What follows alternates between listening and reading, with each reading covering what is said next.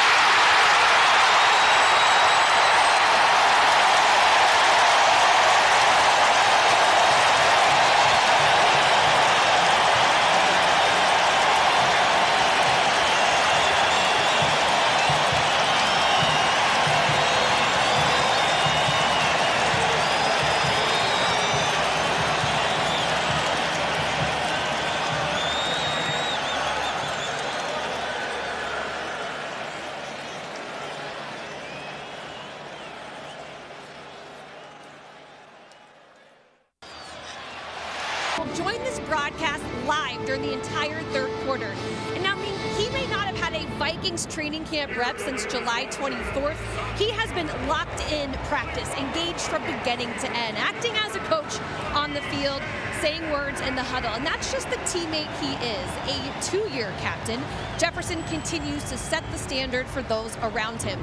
His wide receiver coach, Keenan McCarthy, told me he's always been like that the more this offense grows, the more he talks. And he encourages the younger guys, and that's what McCarthy likes about him. When you're one of the best in the league, those guys listen to you.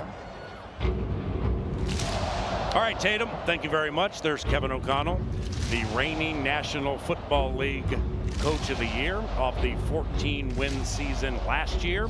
Playoff game against the LA Rams in Arizona. Didn't go the way of the Vikings. Sam Darnold, the quarterback last year, he's gone. And J.J. McCarthy, second year from Michigan, who a year ago and a day played a game against the Las Vegas Raiders here in this building. He threw for 2 touchdowns and everybody was loving him. They were excited for the prospects of what may be next. Well, he tore his meniscus in that game and was lost for the season.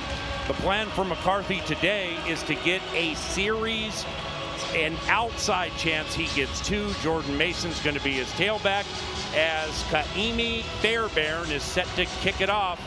And 2025 preseason, boom, is in the air. Rookie Ty Felton, he'll take the kick. First flag of the preseason comes in, and Ty Felton, the rookie Turk, will gallop to the left side and be taken down at the 25-yard line. Our referee today is Brad Allen. During the return, holding, receiving team number 14, 10-yard penalty from the spot of the foul. It's first down. That's free agent Tim Jones. Played his career with Jacksonville, known for his special teams prowess, but not on the opening kick. So J.J. McCarthy and the Minnesota Vikings will start from their own 12-yard line. 4/5 of the Minnesota Moving Company you'll see when they debut Monday night, September 8th at Soldier Field. It's in there. The only one that's not, Christian Darrisaw. You have Donovan Jackson, the rookie from Ohio State, Ryan Kelly, Will Fries, and Brian O'Neill. Jordan Mason is the tailback, McCarthy under center. Handoff to Mason. He heads to the right side. He gets outside the hash marks encountered at the line of scrimmage, and he's taken down after a very short gain. In fact, it'll be a gain of 1 yard. Now, C.J. Ham C.J. Ham checks into the game, and he'll be the up back for Jordan Mason. J.J. McCarthy, 2 touchdowns and an interception last year in his preseason debut. Went for 188 yards in that game against the Las Vegas Raiders. Kevin O'Connell, coach of the Vikings, told Pete, Ben Tatum, and I yesterday they're looking to run a lot, but also do this: get McCarthy out on the edge on some boots, and he throws left to Jordan Addison, and Addison catches it shy of the first down, Peter. Yeah, and you mentioned C.J. Ham being in there, and he did exactly what he needs to do, and that's cut the outside pass rusher to give McCarthy some time after the play fake. You see C.J. Ham bending himself right back. Perfect cut block, takes the defender out, lets McCarthy set up and throw the football down the field. Jalen Naylor, wide left. Jordan Addison and Lucky Jackson to the right. J.J. McCarthy goes out of the shotgun on 3rd and 4 from his own 18, just underway. Takes a short drop, looks over the middle, passes, caught, first down. Jordan Addison on the run right to left, and they'll stand him up and stop him at the 28, but that's a 10-yard first down gain for the third-year product from USC. Yeah, Paul, it looked like it's a combination type of man-to-man, and whenever you're going to have a guy like Jordan Addison on a short, shallow route, the inside defenders are going to have a hard time. The inside defenders are bigger, the linebackers, the nickel backs, the safeties. They're not going to be able to cover Jordan Addison across the middle of the field. McCarthy did a great job. Great protection, by the way. 2 tight end set. Josh Oliver right, TJ Hawkinson left. Jordan Addison in motion to the left on first down. Handoff Jordan Mason left side. He bends it up the middle across the 30, and he's taken down at the 32 after a gain of 4. Now, Ben, you'll notice the men in the middle: left guard Donovan Jackson, rookie, Ryan Kelly, and Will Fries, a couple of tough guys from Indy. Yeah, I think all eyes are going to be on Donovan Jackson right now to see how he fits into this offense. And as Pete was talking about, it was a 4-man rush on that 3rd down conversion, and there wasn't a lot of blitzing or anything like that, but it was great protection. I was actually watching Donovan specifically on that play. He got pushed back a little bit. He reset himself. He anchored down. You talk about that lower body strength. He exhibited it on that 3rd down right there. 2nd and 6 from the Vikings 32. Play action from McCarthy from under center. He'll throw to the left, and Jordan Addison makes a diving grab at the Texans' 48-yard line. McCarthy and Addison have caught fire early. That's a gain of 19 and a first down for the Vikings. That's the good news. The bad news involves a member of the Houston Texans, Darrell Taylor, a 5th-year defensive end. He's down and requiring medical attention. It's 0-0. This is the first possession of preseason 2025. J.J. McCarthy and the Vikings back on Fox 9 after this.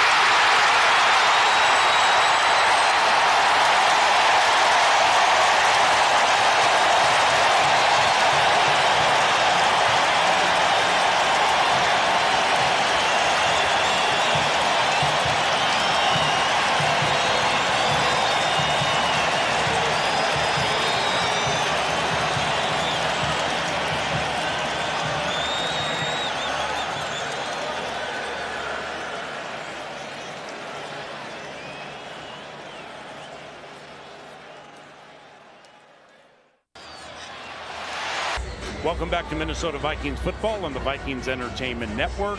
The game is scoreless, and it's 1st and 10 for the Vikings from the Texans' 48-yard line after a wonderful, wonderful McCarthy to Jordan Addison play.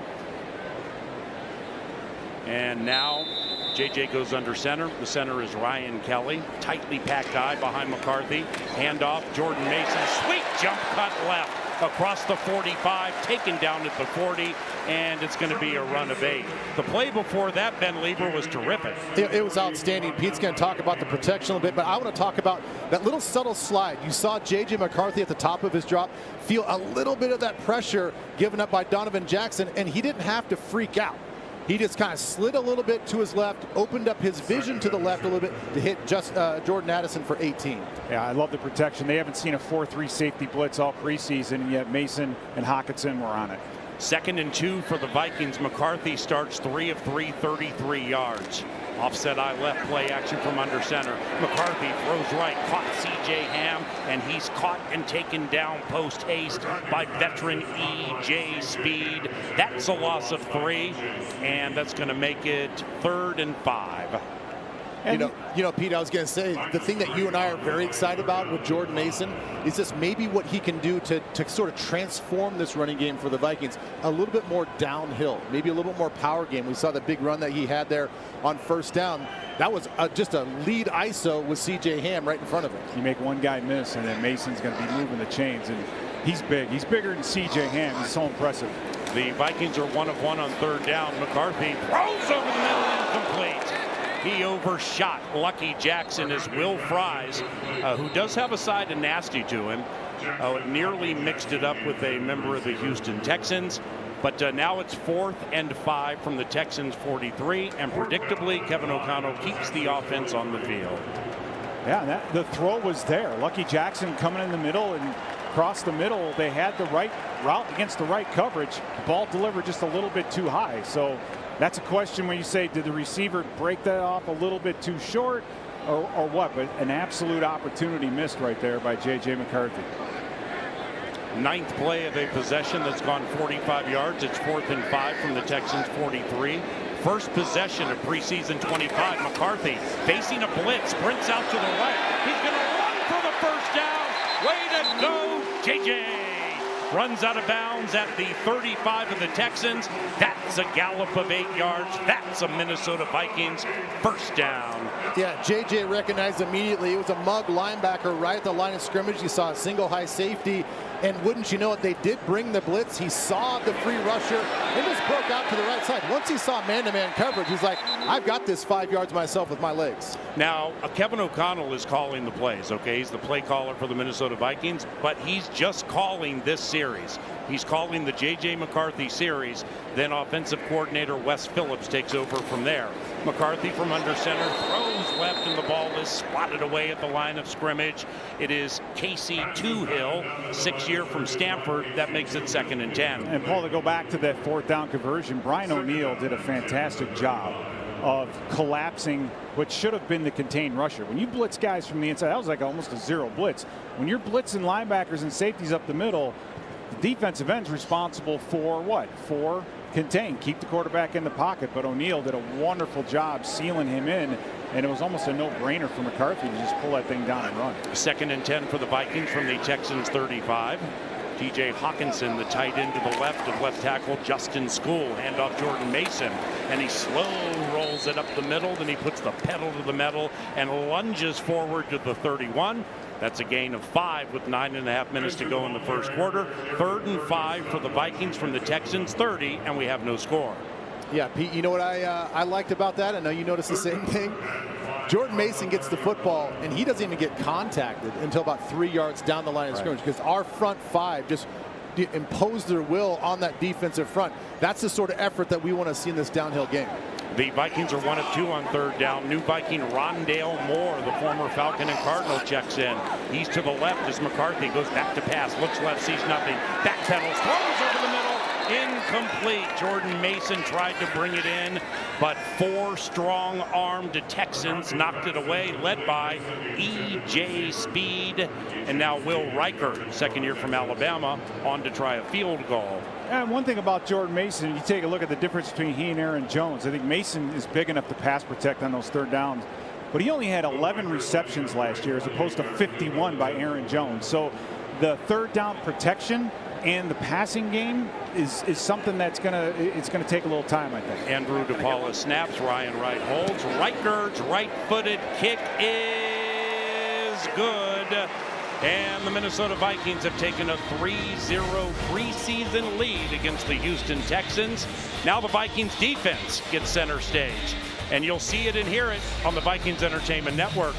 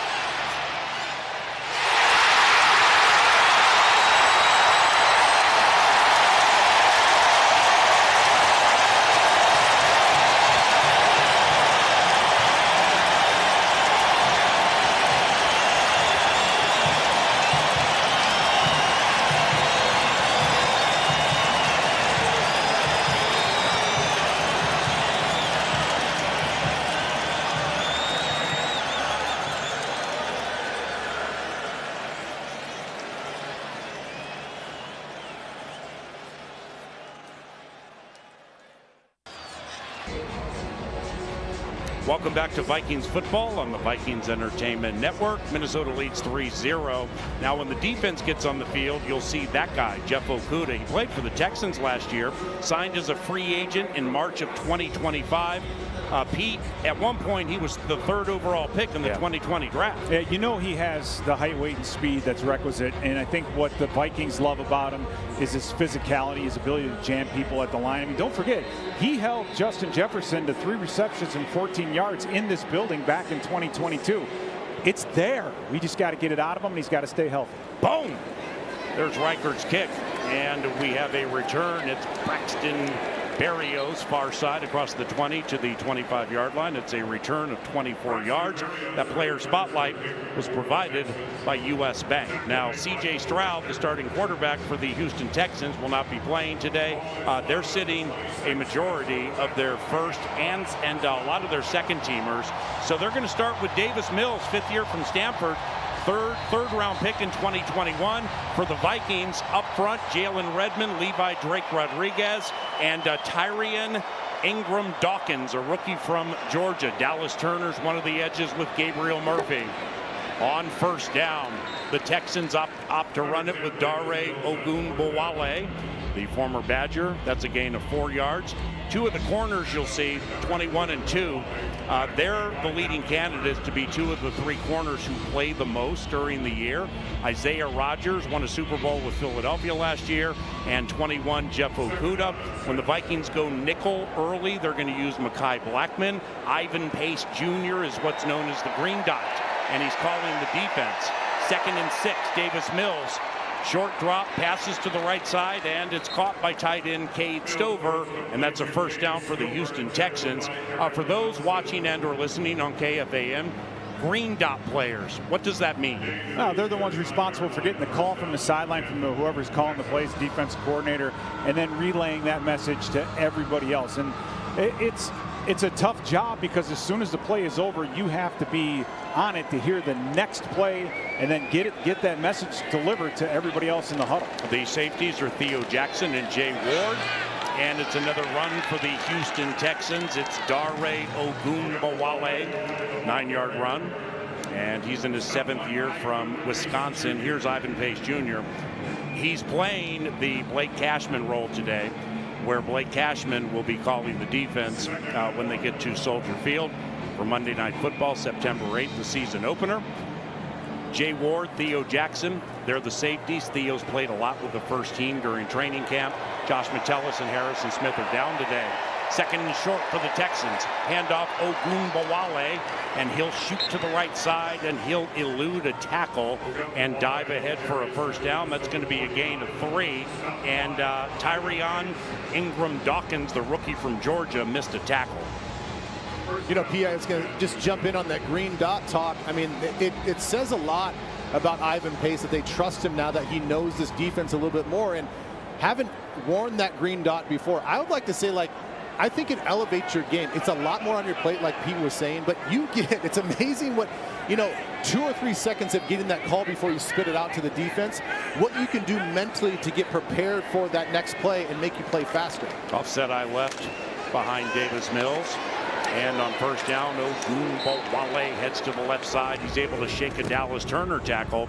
That'll be a gain of 6, making it 2nd and 4. Speaking to Dallas Turner, when we met with Kevin O'Connell yesterday, he not only has big expectations for Dallas this season, he wants to see big things today. Yeah, you need to, and it needs to start showing up. He's had a year, and you look at that last run play, and I think that's an underappreciated part of Jonathan Greenard and Andrew Van Ginkel's game. It's just how physical and how well they play the outside, and it's not just you set the edge. There's a feeling to it, and you can see on that last play, Dallas Turner just got a little bit too much into that offensive lineman. Davis Mills, 2nd down, throws over the middle. It's caught for another Texans first down between the hash marks at about the 25-yard line, and it's caught by Mechie, John Mechie III, 3rd year from Alabama. That's an 18-yard connection. Now, when you're playing middle open type of a defense, when you have 2 safeties, no one's in the middle of the field, you have to wall off and protect. And Ivan Pace in the alley, but just got to get a little bit deeper. I mean, these are the things. This is what preseason's all about. It's about sharpening that pencil so you don't let defensive or offensive guys, tight ends, get in behind it. Davis Mills, 5th year from Stanford, gives it to Ogunbowale to the left side. Jackson and Pace Jr. bring him down. That'll be a run of 7 yards, 2nd and 3. Hey, guys, you may notice the right guard for the Houston Texans. Very familiar name, Ed Ingram. He played here for a little while. Yeah, and I would say Ed and this whole offensive line for the Texans are doing a great job against the strength of our defense, which is our defensive front that includes the outside linebackers. We had a nice key stop by Dallas Turner on the very first play of this series, but really since then it's been the bounce to the outside, and we're losing the contain on the edges. Mills back to pass to the end zone, incomplete. Cade Stover, he overshot him a little bit, so that'll make it 3rd and 3 from the Vikings 18. Minnesota leads 3-0 after a 13-play 58-yard drive. Took 6 minutes 3 seconds, and Will Riker was able to cash in with a field goal. McCarthy went 4 of 7 for 30 yards on that possession. Also, the left tackle for the Houston Texans, Skyuma Ariante Ursary, a 2nd-round tackle taken from PJ Fleck's Gophers. Best of luck to him this season. 3rd and 3 from the 18. 3-zip Vikes first quarter. Mills, shotgun, 2 receivers left and right. And Brad Allen's staff will stop festivities. False start on the Texans. Prior to the snap. How about that? False start. Offense, number 57. 5-yard penalty. Still 3rd down. Yeah, for the Texans, I remember last year when they were in this building, they had at least 5 false starts by the offensive linemen. So even though it's preseason, this crowd is into this game, Ben. Yeah, and it really was about our mug style of defense right up there in the A gaps. I mean, it's 3rd and 3. We have our guys. Everybody knows what B-Flow likes to. Again, even though it's preseason, our MO is still to pressure, and I think all of that pressure and the presence of all those purple-colored jerseys up front made them false start. First third down of the game for the Texans. Former Viking Eric Wilson's in the game off the edge. Pass goes to the right side. It's caught at the 25. Oh, flag on the play, but leaking loose for a first down is Jalen Knoll. That's a rookie from Iowa State. They absolutely love. They got another one named Jaden Higgins. But that Knoll was able to shake a couple of tackles. Let's see what happened here. Offside. Yeah. Defense number 56 lined up in the neutral zone. The penalty is declined. The result of the play is a first down. So that's going to be Austin Keys. Austin Keys. First down Texans from the Vikings 14. Yeah, and you had a guy there to make the play. Khalif Hilasi was there. That's got to be his tackle. And we've seen this over the years with Brian Flores. Is you can pressure, you get the ball out quickly, and the whole goal of that is to make the tackle quickly, Ben. And you can't let them just break that and almost really move the chains. Yeah, they did everything right defensively. It's a one-on-one tackle right at the line of scrimmage. That should have been a dead play. Vikings were a guy short. Jalen Redmond ran in late. First down, Mills, play action, boots out to the left, throws, and it's caught. Barrios to the 10, to the 5. He lunges to the end zone, and it is a touchdown for the Houston Texans. Davis Mills to Braxton Barrios. He's a 7th-year Cane. And there's also a flag on the play. Flag on the far side of the field. So let's hold up festivities on this touchdown celebration, Houston sideline. Hey, you know who the happiest guy in the stadium right now is? Bo Richter. Bo was the giving chase on that bootleg there. Exactly right. He's the cutback guy, and he folded a little bit too much, thinking the play was going to go away from him. And after discussion, there is no foul for an ineligible player downfield. Brad. The result of the play is a touchdown. Well, can we get a virtual measurement at least?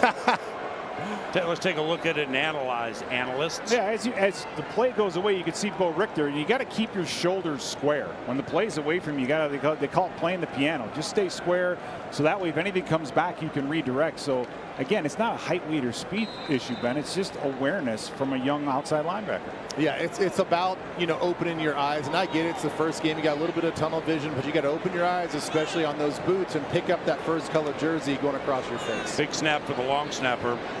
He's a rookie from West Virginia. It's big because it's his first. Kaimi Fairbairn, excellent kicker. Kicks to the west side of US Bank Stadium. Snap spot, and it's good. And the Houston Texans have taken a 7-3 lead over the Minnesota Vikings from US Bank Stadium. This is Vikings football.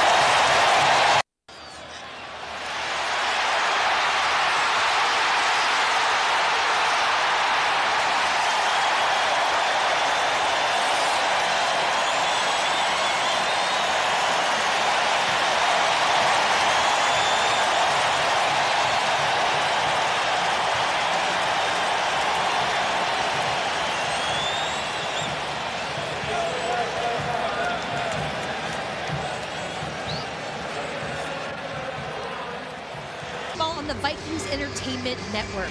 The Vikings are committed to growing the game of football. This year, 51 teams participated in the Minnesota High School Girls Flag Football League. So get involved. Visit Vikings.com/girlsflag.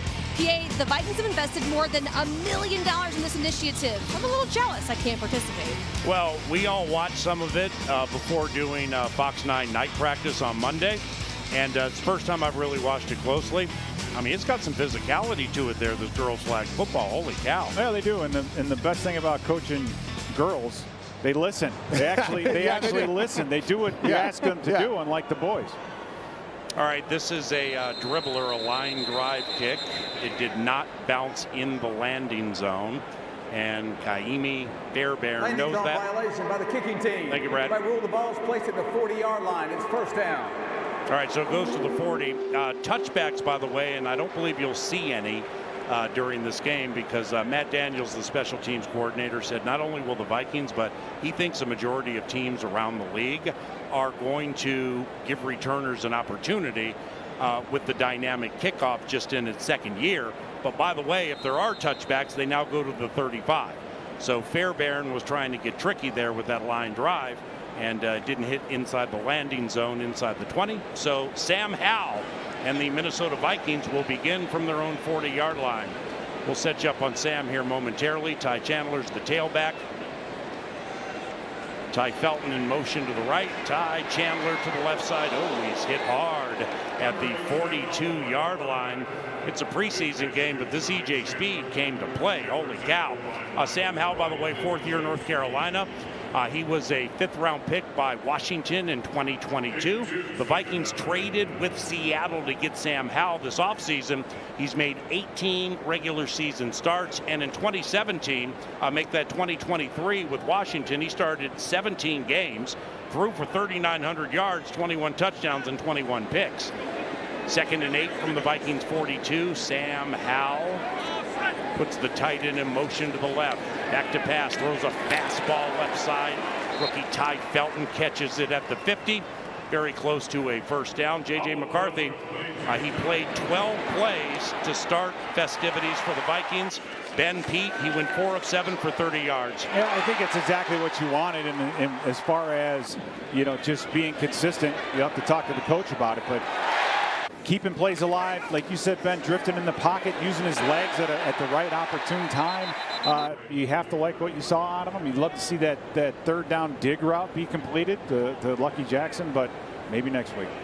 Yeah, I really like the way he played. He looked comfortable. We saw a different variety of platforms that he threw off of. He was dropping straight back, had a little bit of a slide there on the big 18-yarder. Then you see him outside the pocket, having to throw on the run. Again, using his legs. He did miss that open window throw to Lucky Jackson. The one thing that you and I were talking about, Pete, was like, gosh, we just want to see one deeper shot. Oh yeah, maybe like absolutely. Maybe like the right hash all the way to the left sideline, something like that, just to kind of show off his arm and his accuracy. But I guess we'll have to wait to another game. With all the 3-deep coverage we're seeing, O'Connell was chomping at the bit. But again, stick with the plan. Yeah. Ty Chandler was caught behind the backfield, tackle for loss. Rookie Ben Urasek, a tight end, in motion to the left. Howell with a screen to Chandler. Beautiful angle to the left, Ty. He crosses the 45, lowers the helmet at the 42, and he stopped at the 41.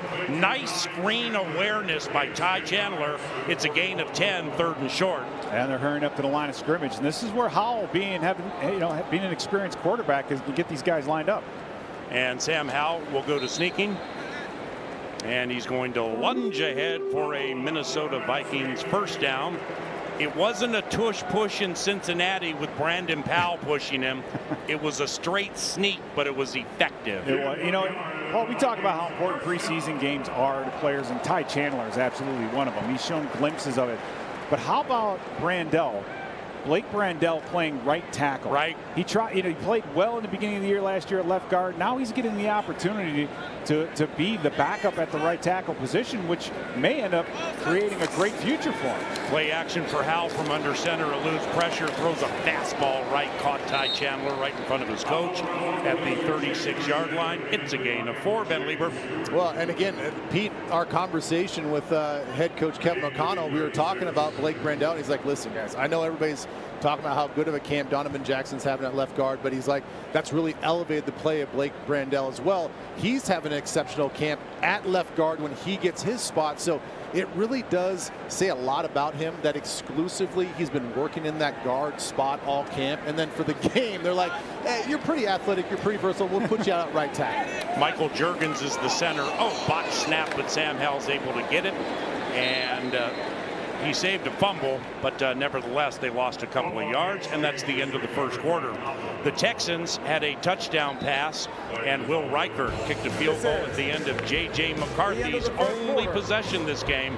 7-3 Texans, second quarter next on the Vikings Entertainment Network. End of the first quarter.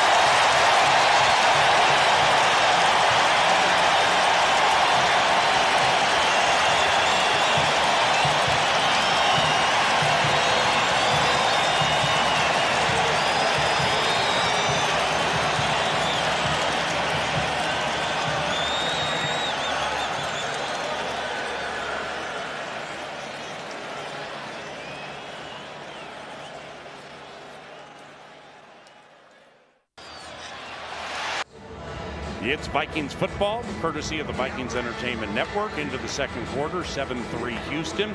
Here's the high V rookie profile, and it's first rounder and left guard Donovan Jackson, Ben Lieber. Yeah, he's been one of the offensive stars of the training camp so far. They said that he's just picked up everything. He's got great natural football instincts. He understands the zone scheme. He understands what they want to do on some of the pull schemes. And the thing that KOC talked about was his coachability. He might make a mistake. He goes over, they make the correction. He doesn't make the mistake again. He understands the game at a high level. Sam Howell, back to pass, throws right, caught, Speedy Naylor. Jalen Naylor with the reception at the 28, and that's a gain of 9 yards. For Jalen Naylor, fourth year from Michigan State, he played all 17 with 7 starts last year. Those are both career highs for him against these Texans, who the Vikings beat early in the season last year. 3 catches, 31 yards, and a touchdown for Speedy. Now that was a huge throw for Sam Howell, Paul. That was coming from the near hash mark, 10 yards down the field on a deep out route on the opposite side of the field. Those are not the throws that he made with the Commanders, but he's having to make them here. So to see him do it, that was fantastic. Sam Howell, 4 of 4, 31 yards, under center on first down. Toss left to Ty Chandler, and it's snipped out by the Texans in front of the Vikings bench, and that's Jamal Hill, a second-year backer from Oregon. Loss of 2, it'll be 2nd and 12. Yeah, this has been a great test for our offense, whether it's first team or second team, because this Houston Texans defense, they get vertical. I mean, it doesn't matter if it's a defensive front, linebackers, they're scraping and making life really tough in the run game. Howell play action screen left to Ty Chandler, weaves to the left, back to the right, hit at the 25, and Ty Chandler is taken down after a screen gain of 7 yards. So it's around 3rd and 6. 3rd and 6 for the Vikings, trailing 7-3 second quarter. And Paul, you don't do a lot of practicing to play the Texans. You don't do a lot of cards. You don't do a lot of game planning. But with Kevin O'Connell, you're seeing, Ben, you alluded to it, they haven't seen a four-man front that jets up the field like they have. So we've been running what? The screen. We've seen more screens already in the first half of this football game than I think we've seen in camp. Walter Rouse, second year, the left tackle. Blake Brandell, the right tackle. Vikings 3 of 5 on third down. Texans rush 4. Howell zips it to the right side. Caught lucky. Jackson shy of the first down marker. He caught it at about the 19 for a gain of 4. They needed 6 and was tackled post haste by Tremon Smith. That's a veteran corner from Central Arkansas. And Will Reichert, 1 of 1 this game. He'll come in to try to make it a 7-6 game. You know, that's one of the things that I know I'm being nitpicky here, but we talked about in the pregame. Totality as an offense, not great at the yards after catch. Those are one of those situations you have a one-on-one on the outside. You just love to see him break that one tackle right there and hopefully take it to the end zone. Punter Ryan Wright holds. The field goal is up and it's good, and Will Reichert is 2 for 2. 7-6 Texans, 12.5 minutes to go in the first half on the Minnesota Vikings Entertainment Network.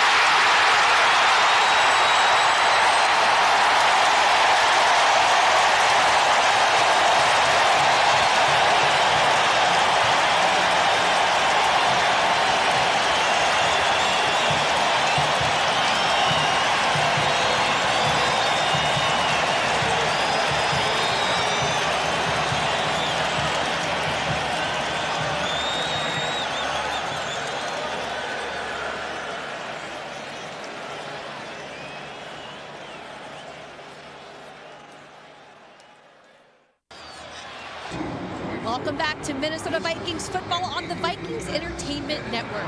They call Viking safety Theo Jackson the closer. It's a nickname that has stuck after he sealed the Seattle win last season. Jackson told me when you're doing things the right way, the ball will find you. But it's his versatility that's nothing new to Jackson. Starting in college at the University of Tennessee, he played every position except nose tackle. If that sounds familiar, it should. He's always known what safety and Mr. Everything Josh Metellus does just in case. In those instances, he tells me instinct takes over, and he guess he's just living right. Indeed, so are the Houston Texans on the kick return. Reichert, how do you, I mean, you guys played special teams. How do you describe that? The ball spinning left to right, trying to get to drop it inside the 5, but it was a touchback, which now goes to the 35.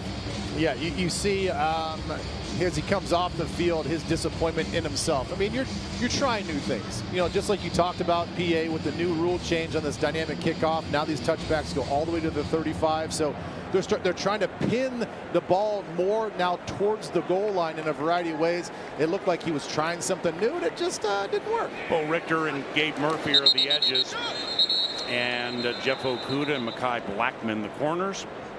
False start Texans. Prior to the snap, false start, offense, number 78, 5-yard penalty, first down. All right, so the Texans still led by Davis Mills, back up. 21, Jeff Okuda. third overall pick from Ohio State. The reason I bring him up is because the first time I saw him, like not wearing the Detroit Lions or Houston Texans jersey, he physically speaking, he's just phenomenal. We'll talk more about him in a minute. He has a big opportunity here. So it's 1st and 15 for the Texans from their own 30. Mills goes back to pass. He'll check down to the 35, caught, gain of 5, maybe 6. It'll be 2nd down. 21, Jeff Okudah. He has all the pedigree, guys. Can he come through? Now that's the question. And everyone knows he has the physical abilities, the height, weight, and speed, which is why he's drafted number 3. But just a career riddled with injuries, but it's just more so than injuries. I think he's lost interest in the game at times, or just for whatever reason floated and has really burned a lot of bridges. Well, he's getting a second chance here with the Minnesota Vikings. He's getting an opportunity, and if he really truly seizes it, I think he could be a very good corner. Covenant cleanup. It's Keaton Slovis in at quarterback. Pass is right. Kind of threw a wobbler up there, but it was caught. And on the reception is Jalen Knoll, the 3rd-round rookie from Iowa State. That's a gain of 7 yards. Remember, there was a time we didn't like Jeff Okudah. It was the Josh Dobbs game in Atlanta. He was a corner for the Falcons. Jaron Hall's lighting it up on the first possession, and then Okudah and somebody else hit him, and he was lost. Remember that? Yeah, and he's big enough, Paul. That's what they love about him. He's big enough to actually hurt somebody if he's going to hit him. Keaton Slovis, first full year from Brigham Young University. Oh, he's sacked!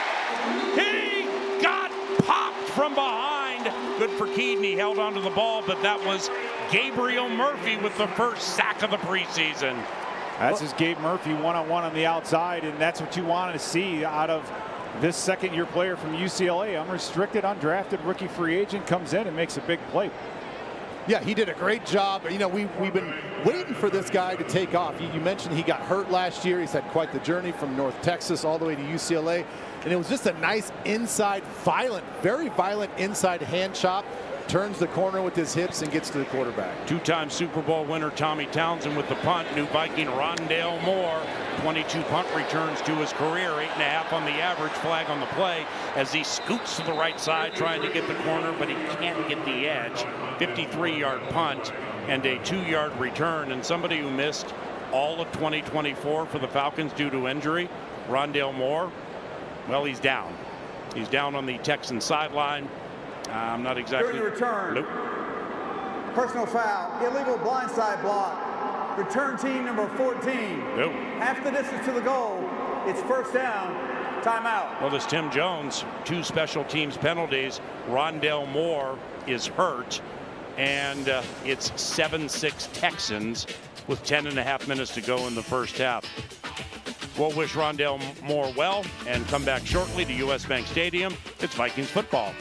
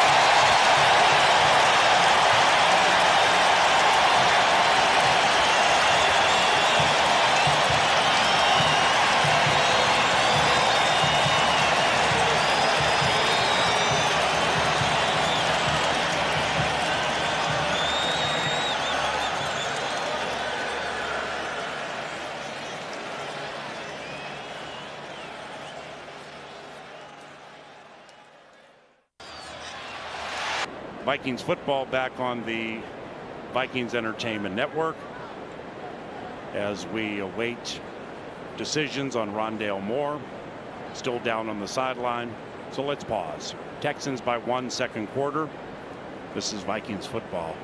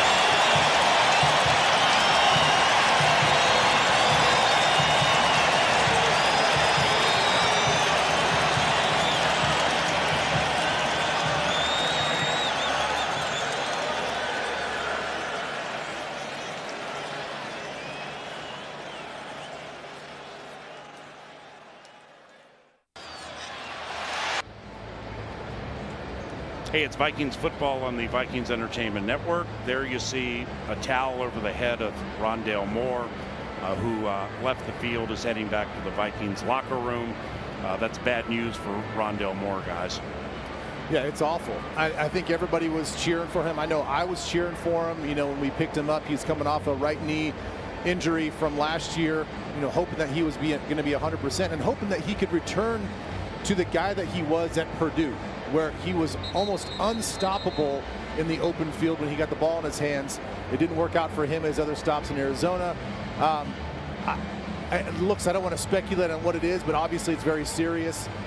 Let's just hope that it's maybe not as bad as they're thinking, and he's got a real chance to come back and make this football team, but things are not looking good now. Well, about a year ago when he was with the Falcons, they were having a joint practice with the Miami Dolphins, and he left that practice with his right leg in an air cast.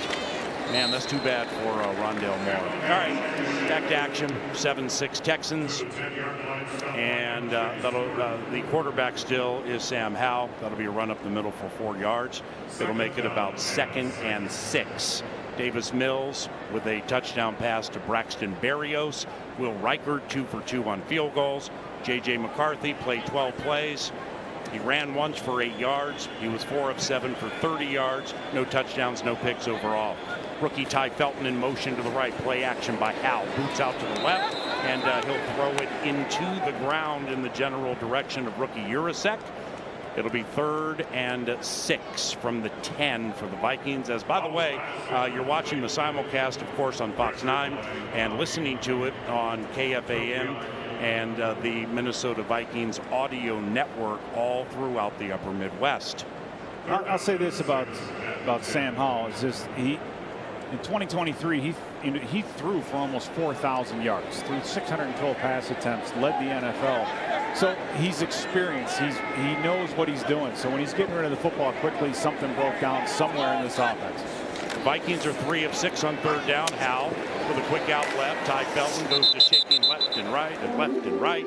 And he can't get around the linebacker, but he did enough for the 1st down. Ty Felton, 3rd round rookie from Maryland, with a Vikings 1st down. You know, Ty Felton last year led the Big Ten in receptions and receiving yards. Also had 6 kick returns at 25 per. You lead the Big Ten in receptions and receiving yards. That's pretty good. It is, and 8 of his 9 touchdowns were inside the red zone. So guys that catch the ball in the red zone are good route runners. So I like Ty Felton. I think he was just a little bit late turning that thing up. The timing might be a little bit off, but Felton looks good so far. Sam Howell, 7 of 8, 48 yards, 1st and 10 for the Vikings. Handoff goes to Ty Chandler after Jordan Mason ran on the first possession. Ty Chandler has gotten the lion's share. That's a 3-yard run to the right, 2nd and 7. And now Xavier Scott, first full year from Maine. He's going to spell Ty Chandler. And from what we hear, those two are in a pretty nifty battle for the 3rd running back spot. Yeah, if you're watching or listening, I think this is the battle that is really intriguing. You know, we saw a lot of Ty Chandler last year. We saw him get, you know, a bulk of the carries, you know, after Jordan Mason went out. But Xavier Scott, don't sleep on this guy. I mean, this guy has a nice balance between power and speed, 6'1", 220, and he can fly. Sam Howell out of the shotgun, throws left, threads the needle, caught Lucky Jackson at about the 27-yard line. That'll be a quick hitter for 9 and another Minnesota Vikings first down. It's interesting to see how the offense is changing a little bit with Sam Howell at quarterback. You're getting a lot more toward the sideline, some of these outs with the digs. I mean, opening it up, I think, a little bit in the passing game. So to go back a run, I know we're talking about Xavier Scott and Ty Chandler going back and forth.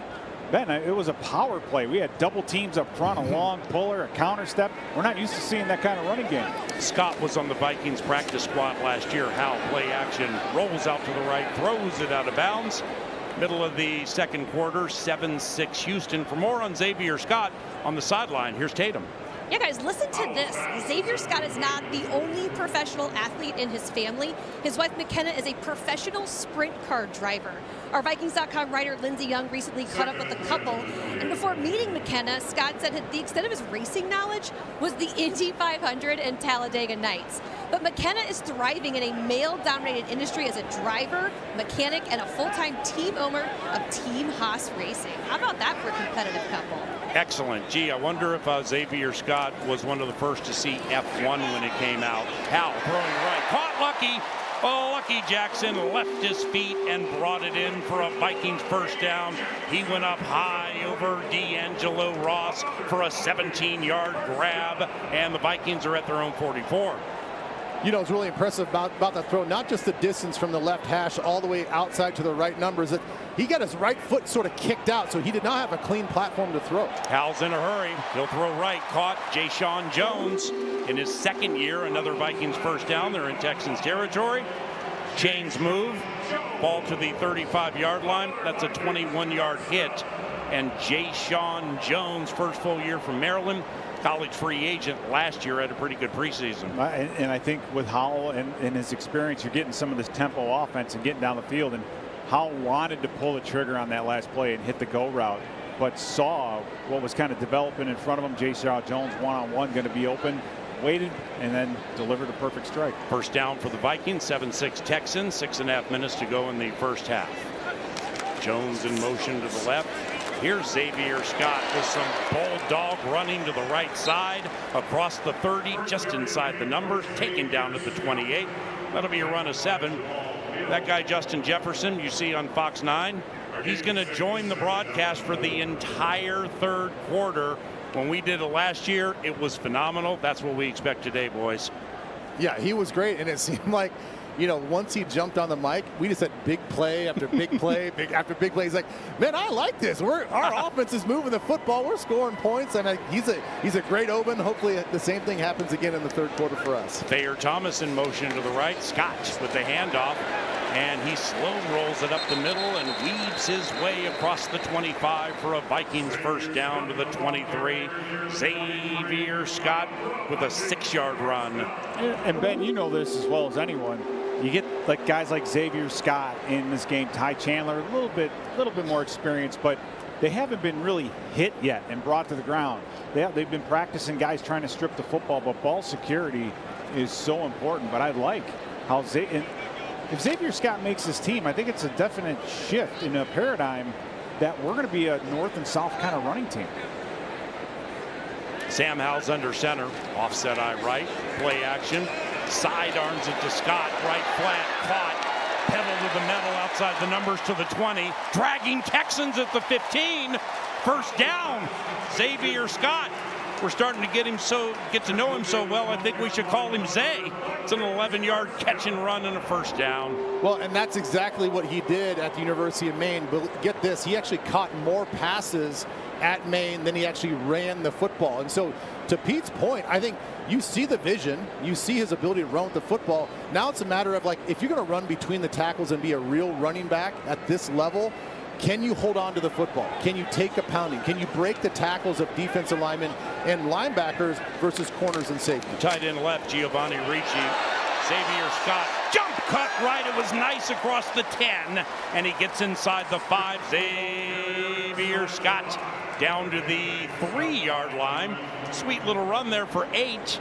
And that'll make it second and right around 2. A beautiful job by Xavier Scott to notice the safety blitz and let that play just kind of happen. Nice job by the guard, or I think it was Joe Huber, comes off, walls that thing outside, jump cut right where the blitz was. So I'm very impressed with Xavier Scott and his vision. 13th play of a possession that's gone 91 yards, led by Sam Howell, and that guy, Xavier Scott. He gets the ball, he drags Texans up the middle to the 2, to the 1, and he stopped right in front of the goal line. But it'll be first and goal for the Minnesota Vikings, led by Sam Howell, who have run 13 plays, and they've gone 93 yards, and now they're going to hustle to the line of scrimmage. Howell under center. Sam Howell goes to sneaking up the middle. Sam Howell lunging for the purple that is in the west side end zone, and touchdown! The Minnesota Vikings' first preseason touchdown comes from the legs of backup quarterback Sam Howell. And Ben, what's impressed me, Sam Howell had 5 rushing touchdowns 2 seasons ago, and we're not seeing him scramble a lot here, but when he's forced to take that snap and get that yard, he's doing it. What a great day so far for Howell. What a great drive he had to get him down there to the goal stripe and lunge in. Every one of his passes were accurate. They were on time. Nice rhythm throws. He showed off some arm strength as well. He showed off this ability to sort of layer the ball and kind of feather the ball with some touch on some of the longer throws. So really impressive with how he orchestrated and executed that drive. Yeah, when 14 plays, 94 yards, took half the quarter. Will Reichert bangs through the extra point. 13-7 Minnesota, preseason game number 1, courtesy of the Minnesota Vikings Entertainment Network.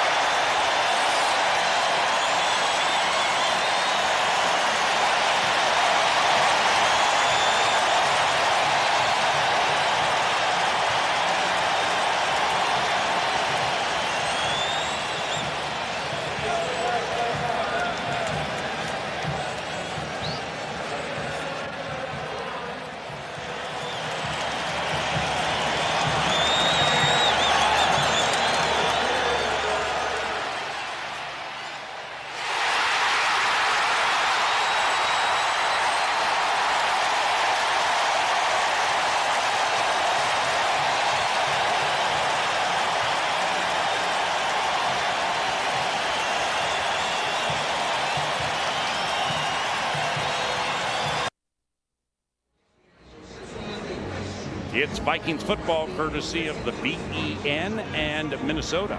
Thanks to a touchdown by Sam Howell, has taken the lead over the Houston Texans. And here's your U.S. Bank look ahead. It's the Minnesota Vikings schedule. Pete, why don't you go ahead and take us through that first half? A couple big things. First of all, JJ's going home to LaGrange Park, Chicago, play in front of his people. But the thing about it is the two good teams that we're playing, Cincinnati, Philadelphia, both at home, good quarterbacks. 2 weeks out in Europe. Here we go. Nacho? Yeah, I tell you what, after that bye, it is a gauntlet. You have the Super Bowl champs, and we have to go on a short week out to LA.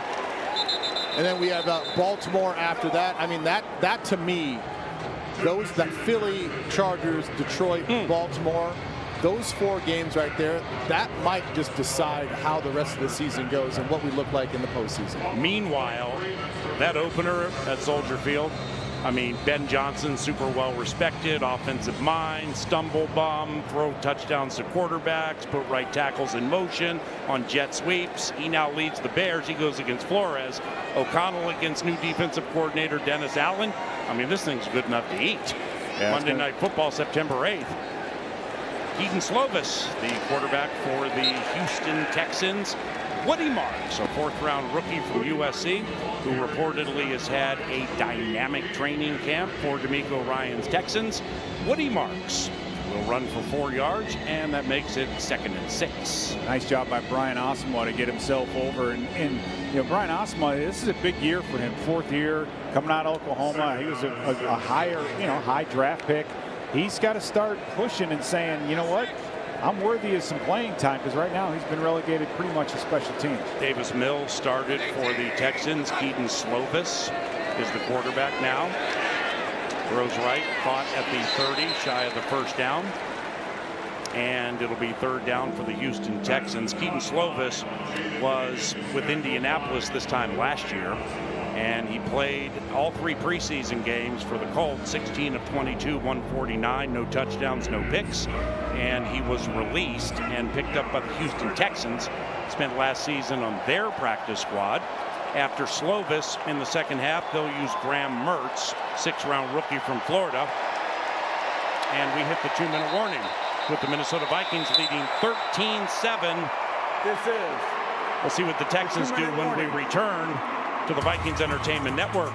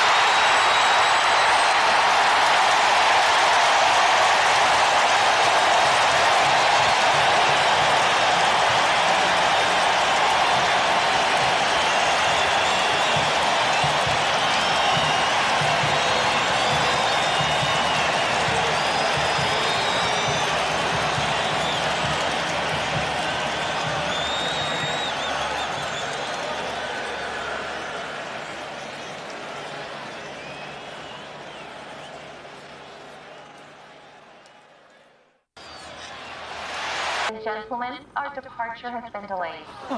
Yes! Are you kidding me, man? Why are you so happy? I'm watching the game. Seriously? Yeah. with NFL Plus. Get live, local, and primetime games on mobile with NFL Plus. Unfortunately, our flight has been delayed another hour. NFL Plus. Keep the NFL in reach.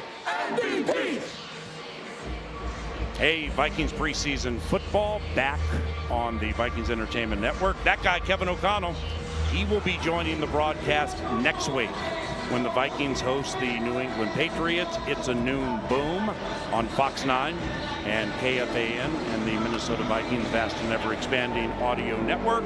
But today, third quarter, be here, Justin Jefferson. He will join us mic'd up from the sideline for all the third quarter. Meanwhile, 13-7 Minnesota, 3rd and 2. Keaton Slovis back to pass, fastball right, caught at the 35, and it's a first down for the Texans. That's Xavier Hutchinson, one of 3 Iowa State receivers they use. He's in his 3rd year from Iowa State. That's a gain of 5 yards, and a first down for the Texans as the clock runs. It'll be 1st and 10 from their own 37-yard line. The Texans have 3 timeouts. Each team with 3 timeouts, and Keaton Slovis working out of the shotgun. 2 receivers left, make it 3. 1 to the right. Snap, looks left, throws left, caught. Blackman shoves the receiver out of bounds. It'll be 2nd down. Let's head down to Tatum Everett. What's up, Tatum? Yeah, fun fact about Jalen Redmond. His first NFL career sack was against the Houston Texans. He told me his goal in 2025 is to be more consistent. And that means that the Vikings stack defensive line with the additions of Jonathan Allen and Javon Hargrave. It's a loaded room. I asked Redmond how the chemistry was. He said it's actually crazy because when they were added to the room, it was a natural connection. They're having so much fun in there. Even Javon Hargrave, who giggles in the back, and apparently his laugh is iconic. Yeah, Redmond is a handful. He's still in the game now. Slovis throws right, caught Hutchinson. Nice catch. Pass wasn't great. Clock runs. And check that. That's Johnson. That is all right, 3-2. Brevin Jordan. Brevin Jordan brings it in, and it's going to be short of the first down. The side judge said clock runs. Meanwhile, the clock stopped, but now Brad Allen says no, start the clock. So Slovis out of the shotgun, and this feels like a false start for the Texans. Jay Ward started at safety, threatened blitz. He's still in the game. False start. Offense number 9. Inside 2 minutes, this carries a potential 10-second runoff. However, Houston has elected to call timeout in order to avoid the runoff. Charge timeout. Houston, they're first. It will be 30 seconds. Back to Jalen Redmond quickly, Ben. We left that night practice, and you went to Twitter saying, I love Jalen Redmond. He kind of dominated tonight. You were on him last year. What do you like about him? I mean, can I consider him like a camp crushed? Yeah. Yeah. Between he and Gabe Murphy, who's Gabe is having an outstanding day already today. He's had a couple of quarterback hits and that sack. But Jalen is just like, he just continues to get better with every rep. I mean, this is a guy that didn't play football until his junior year of high school. Then all of a sudden becomes a 5-star recruit, had some medical issues when he was at Oklahoma, and now he just shines with every opportunity. He's so quick. He's so nimble. He's a big guy that knows how to use his hands. Fundamentally, he is so strong and so slippery and constantly is disruptive in the backfield. Charge timeout. Too many men. Minnesota, they're first. It will be 30 seconds. No, they called it timeout. I think we had too many men. Oh, we did? Yeah. Well, Durante Jones, Brian Flores, I believe, called the first series. DB's coach Durante Jones is calling the defense now. That's at least what we were told yesterday. Yeah. And with 47 seconds to go in the first half, Texans get the ball to begin the second half. It is 13-7 Vikings. I'm just feeling like I slighted Brevin Jordan, 5th year from Miami, when I called him Hutchinson, because, I mean, who can forget his 76-yard touchdown in the 2023 wild card round versus Cleveland? That's the 2nd longest tight end touchdown in the history of the postseason. Brevin, my bad.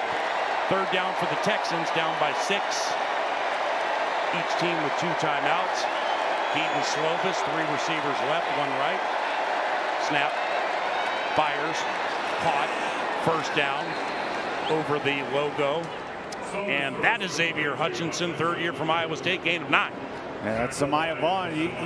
You know, if it's a 0-type blitz, that the ball's going to have to come out quickly. So you have to be right there when that ball hits to make that tackle. And I guarantee you, 30 seconds. Well, I guarantee you Durante Jones is making these calls, because I've seen 3 corner blitzes in the last half of this quarter and almost a 0 blitz right there. I mean, so they're definitely getting aggressive. And for the Texans, the aggression makes sense, because the Texans are making passes, Ben, but they're short.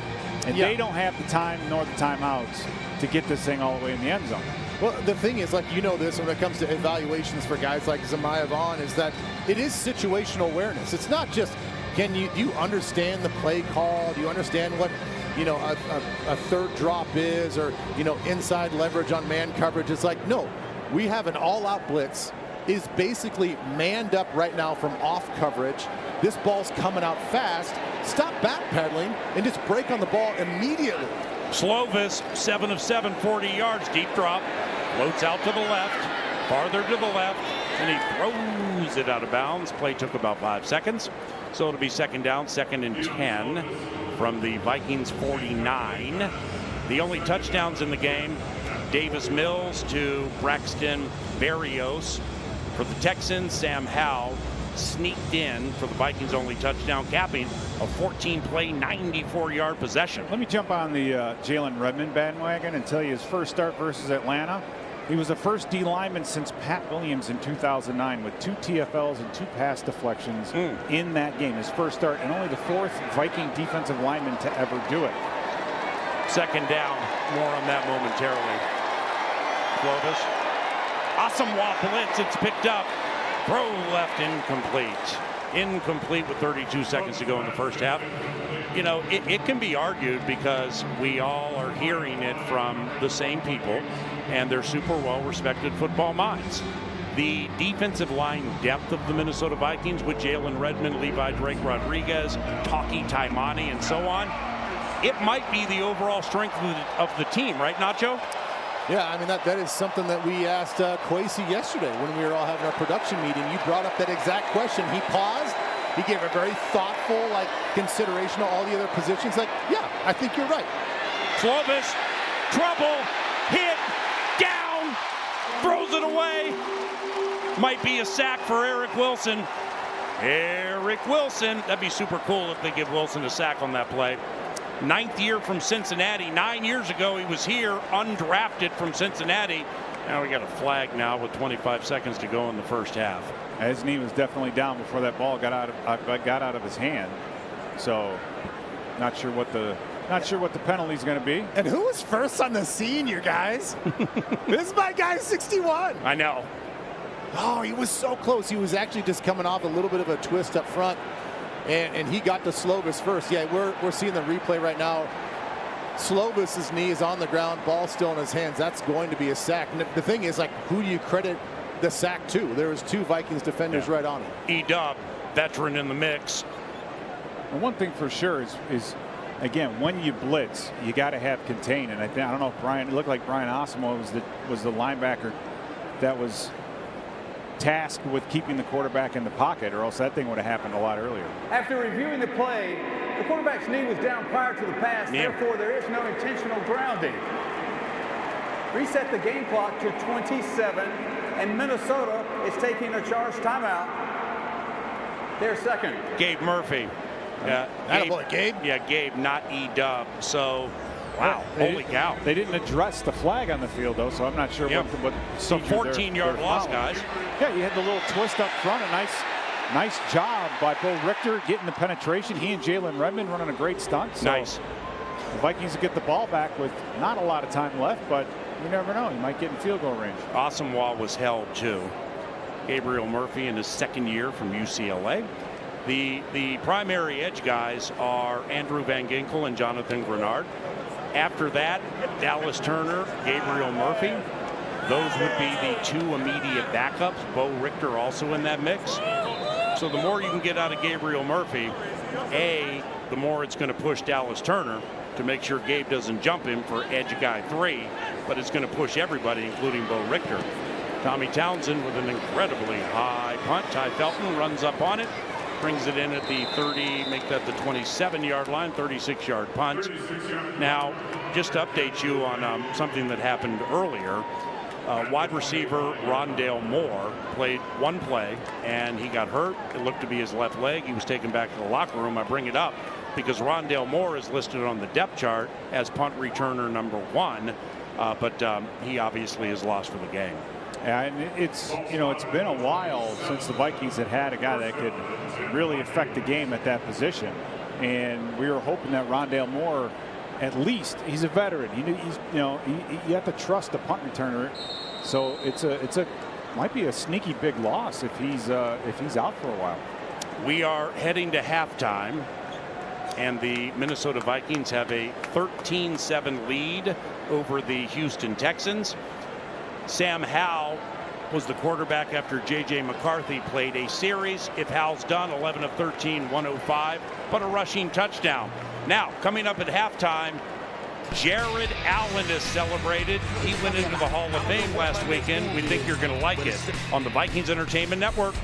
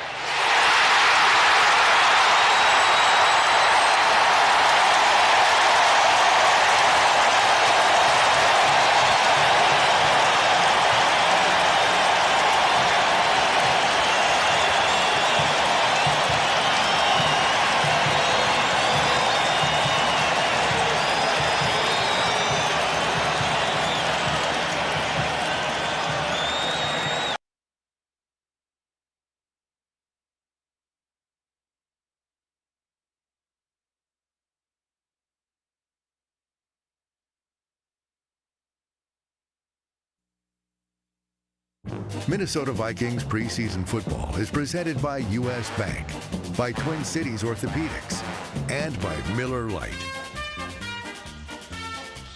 Last weekend, Vikings legend Jared Allen received the ultimate honor with his induction into the Pro Football Hall of Fame. We caught up with Jared to take us through his amazing 2011 season when he nearly broke the NFL single-season sacks record. Or did he actually break it?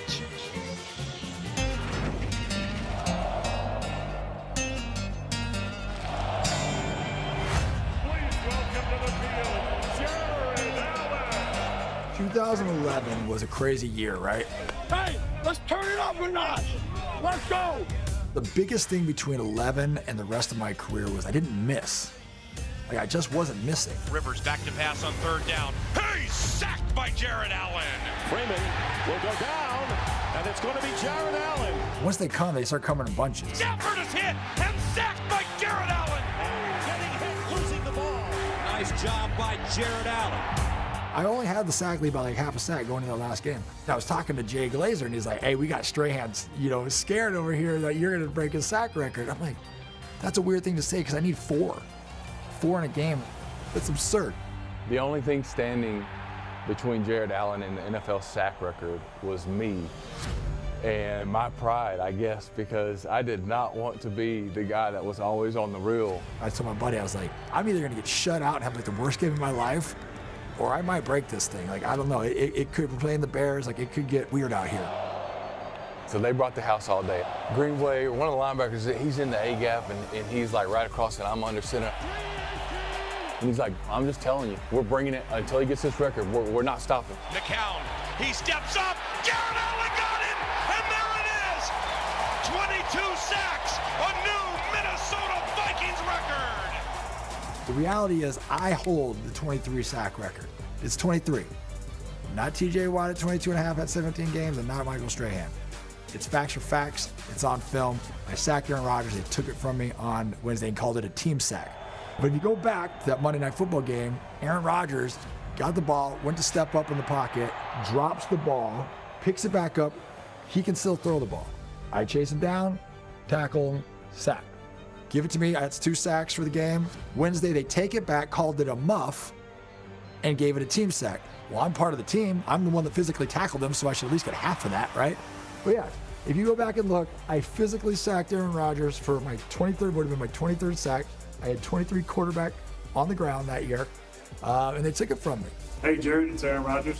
You are the all-time single-season sack leader. I don't care what the numbers say, because that phantom bull sack they took away from you would give you the record. So in my book, and probably in most Vikings fans' books, you're the all-time single-season sack leader, my friend. Obviously, he's going into the Hall of Fame regardless of the record, right? That's what's really cool is his legacy is not just dependent on that one thing.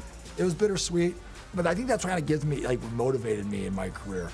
One thing I always try to do, no matter what the season was, is find something I can do better and use that as motivation for the next year.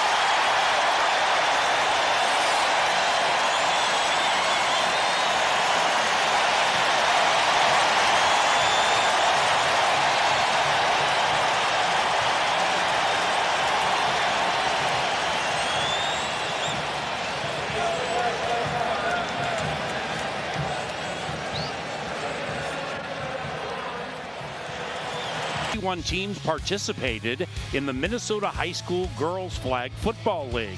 So get involved. Visit Vikings.com/girlsflag for content, resources, and more.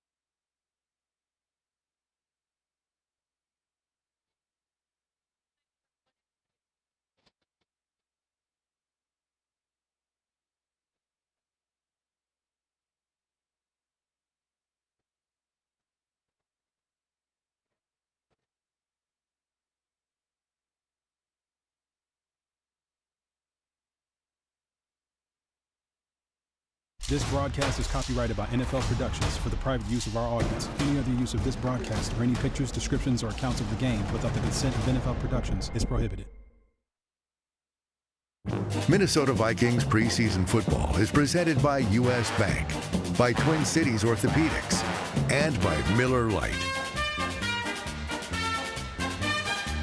Welcome back into the second half, 13-7 Minnesota. Tatum Everett is with the reigning Coach of the Year, Kevin O'Connell. All right, thanks, Paul. It's been 364 days since J.J. McCarthy saw game action. Yeah.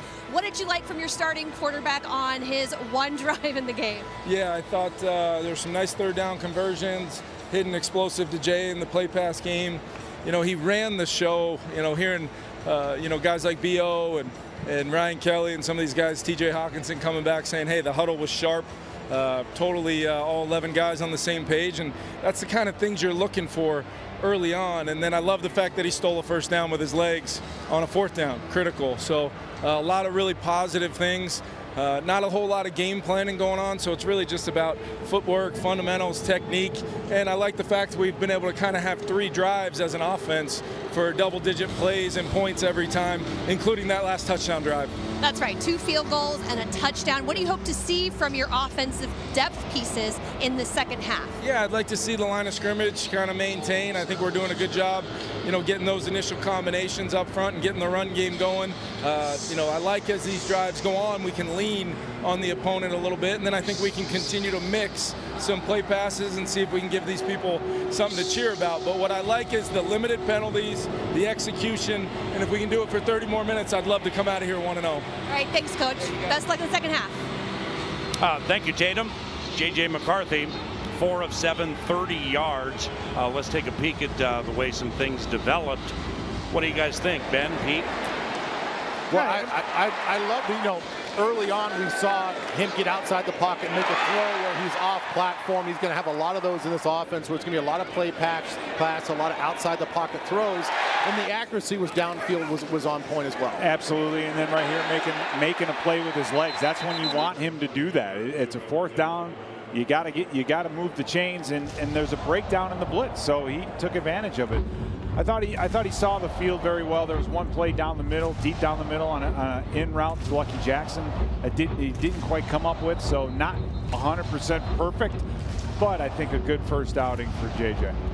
Speaking of JJ, Justin Jefferson will be mic'd up on the sideline for some of the third quarter when my man emerges from the locker room. It would be like Justin Jefferson to stay in the locker room to spend some time with Rondale Moore, who had a left leg injury early or middle of the first half, and he had to be carted off.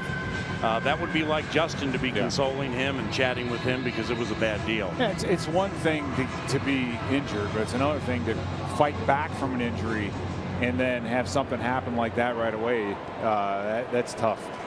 Boom. Second half is in the air. There's the kick.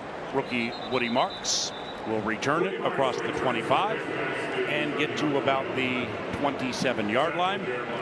13-7 Minnesota into the second half. Once again, J.J. McCarthy, 4 of 7, 30 yards. He ran for a first down on fourth down, as the head coach just told us.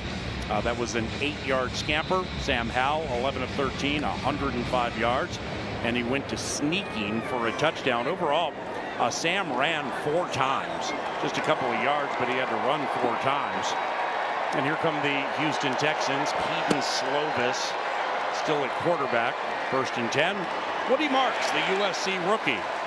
He gets the call, and down to the turf he goes. It's a loss of 1. On the tackle is Brian Asamoah. Well, Pete was talking about him in the first half, needed to have a really good camp. He comes out on a blitz right down the A gap. It was perfectly timed, great execution, good open field tackle in the backfield. But Pete, your guy Kobe King, the rookie out of Penn State, I mean, he's a first and second down thumper as well, and that's another reason why Asamoah's got to have a good camp. Yeah, he does, because I think Kobe King's going to put some pressure on him, being so much like Ivan Pace. Slovis. Quick hitter right, John Mechie III, third year from Alabama. That's a gain of 5 yards for the Houston Texans. Mechie second-round pick in 2022, has played 33 regular season games. He has 1 touchdown. Kind of caught fire in the postseason a couple of years ago. 6 catches, 63 yards. Woody Marks, the 4th-round rookie from USC, to the right of Slovis, who works out of the shotgun. The Texans are 3 of 5 on 3rd down. Slovis takes the snap. It's a 5-man rush. Pass left. Berrios catches it at the 35. And the veteran is able to fall ahead to the 41. 11-yard gain for a 1st down. Berrios is a nice receiver, but he's not Justin Jefferson, who joins us now on the sideline. Justin, Paul Allen, Ben Lieber, Pete Bursage, what's going on, number 18? What's good, dog? What's good? Well, you tell me. I mean, last year when you joined for the Raiders game, everything went for a touchdown and like people getting loose. That's what I'm planning on to do today. Hopefully we get the same type of vibe today. Let's see if we get a sack or a tackle for loss. Woody Marks, tackle for loss. That's what you do. There we go. I mean, you jump on the mic, it's a tackle for loss. So now it's going to be 2nd and 11. Let me get the business out of the way. How's the hamstring? How you doing? It's coming along. You know, just every single day, just working on it, working on the strength, working on the mobility. We have, you know, phenomenal guys in this training room and guys to get me back on that field. So I'm feeling pretty good right now, just, you know, inching my way every single day. All right, let's take care of the other part of the business. One JJ to the other JJ. What do you think of JJ McCarthy in that first series? He's looked comfortable out there. He's going through the motions. I feel like he's making the proper reads. He's not forcing anything. He's just letting the game come to it, which we enjoy and we love to see from him, especially the mobile part, him getting out that pocket on that 4th down to get the 1st down.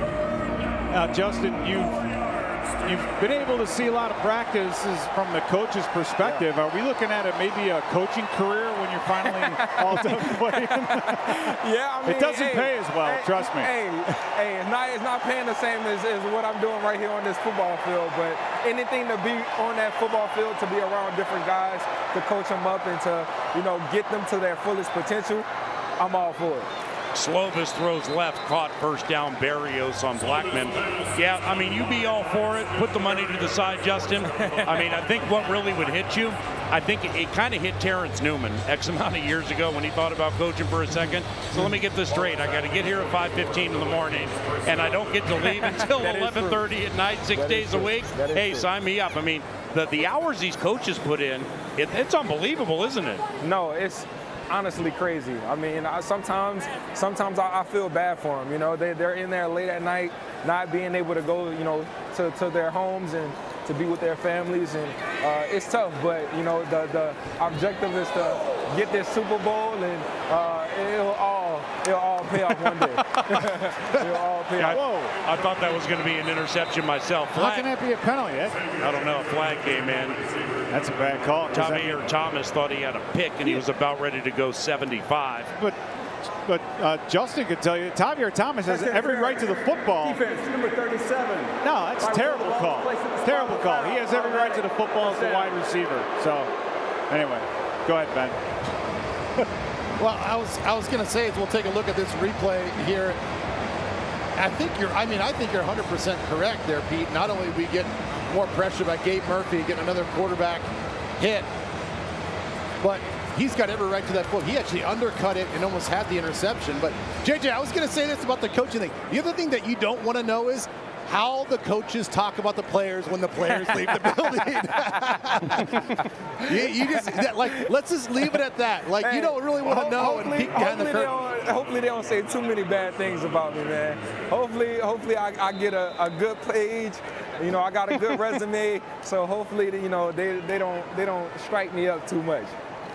Talk about Keenan McCardell in that matter as your position coach. How important has he been to your development? A big, huge blessing, man. To, you know, have somebody in the room that, you know, played the game for 17 years. You know, he knows how you're feeling, how your body is feeling, how you're feeling mentally. And he's out there and he has that credit. You know, he's credible. So to you know, listen to what he has to say, release point during the route, to get open at the top of the route. You know, all of those things help us tremendously. And, you know, that was one of my big things that I wanted to bring back when Coach KO had had joined our team. I wanted to keep our receiver coach and to keep that in our building. So he's definitely been a huge, huge help. You see some Justin Jefferson highlights here on the simulcast on Fox 9. I mean, there are a lot of what them. y'all showing them, man? What y'all showing them? Well, no, they're showing them from last year, but I'm never going to forget your first touchdown against Tennessee. My God. Nobody was in the building. No one. Vaccaro was the safety. You put him on a bad angle, and you got him from like 71, handoff up the middle.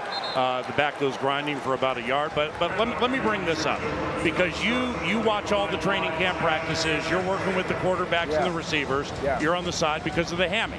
All right, now, in fairness, there have been some tough times for the passing game in training camp practices. The running game's been really good. But when you talk to defensive players, Byron Murphy, when you talk to some defensive players, I'm like, you have to acknowledge 18's not out there. And by the way, you guys kind of know the plays a little bit too.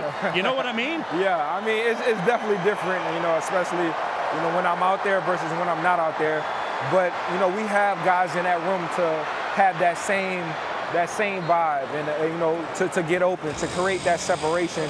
And just like you said, having that coaching hat and that whistle on for these, past 2 weeks for training camp, it's kind of been a blessing to kind of coach the guys up and to see it from, the sidelines other than being out there on that field. So it's a blessing in disguise, and I'm just happy to help and to get these guys to where they need to go. And it's interesting you say that, Justin, third down for the Texans, because that's kind of what J.J. McCarthy told us yesterday in the production meeting.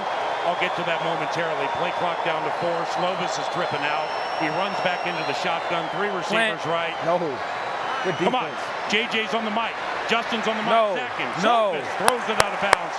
Mekhi Blackman with excellent coverage. But I asked him, hey, what's it like in these practices without Justin? And he said, well, obviously it would be preferred to have him, but I'm grateful because I've been given the opportunity to learn how to handle adversity very early in the run. And I thought that was really mature of J.J. McCarthy. For sure, and I kind of, talk to him every single day and just try to pick his brain mentally, see how his body is doing physically. And it's a tough offense. We ask a lot from him, and to be a quarterback in this league and to have all of the pressure on him, I feel like he's doing a phenomenal job with it. All right, Fairbairn hits a field goal from 43, 13-10 Vikings. More with the great Justin Jefferson when we return to US Bank Stadium on the BEN.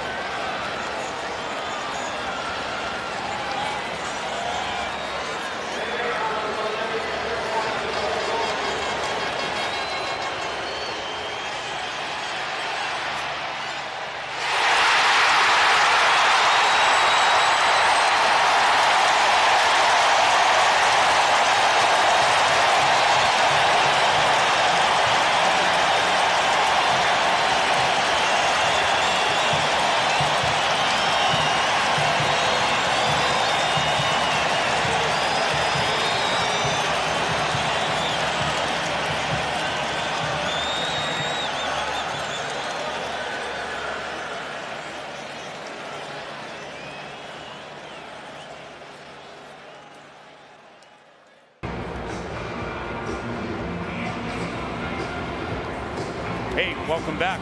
Vikings football courtesy of the VEN. Yeah, man. 13-10 Minnesota. Justin Jefferson mic'd up talking to Kevin O'Connell. Ooh, let's hear what they're talking about. Man, Kerry with Justin the boys. Hey, Justin. Yeah. Since you got the head coach next to you, Wes Phillips is calling the plays right now. Ask him if you can call a play. They're asking if I can call a play. Yep. You got to tell him Wes is calling it now. So. Oh, he doesn't have any control, guys. he doesn't have any control. He has all the control. Tell him you called this first play because if it hits. Well, that didn't hit. Apparently, I called the first play, guys. All right. Hey, Justin, we have a quick trip trivia, and it involves you. Here it is. Oh, Lord. How many of Justin Jefferson's seasons are in the top 7 in Vikings history for receiving yards?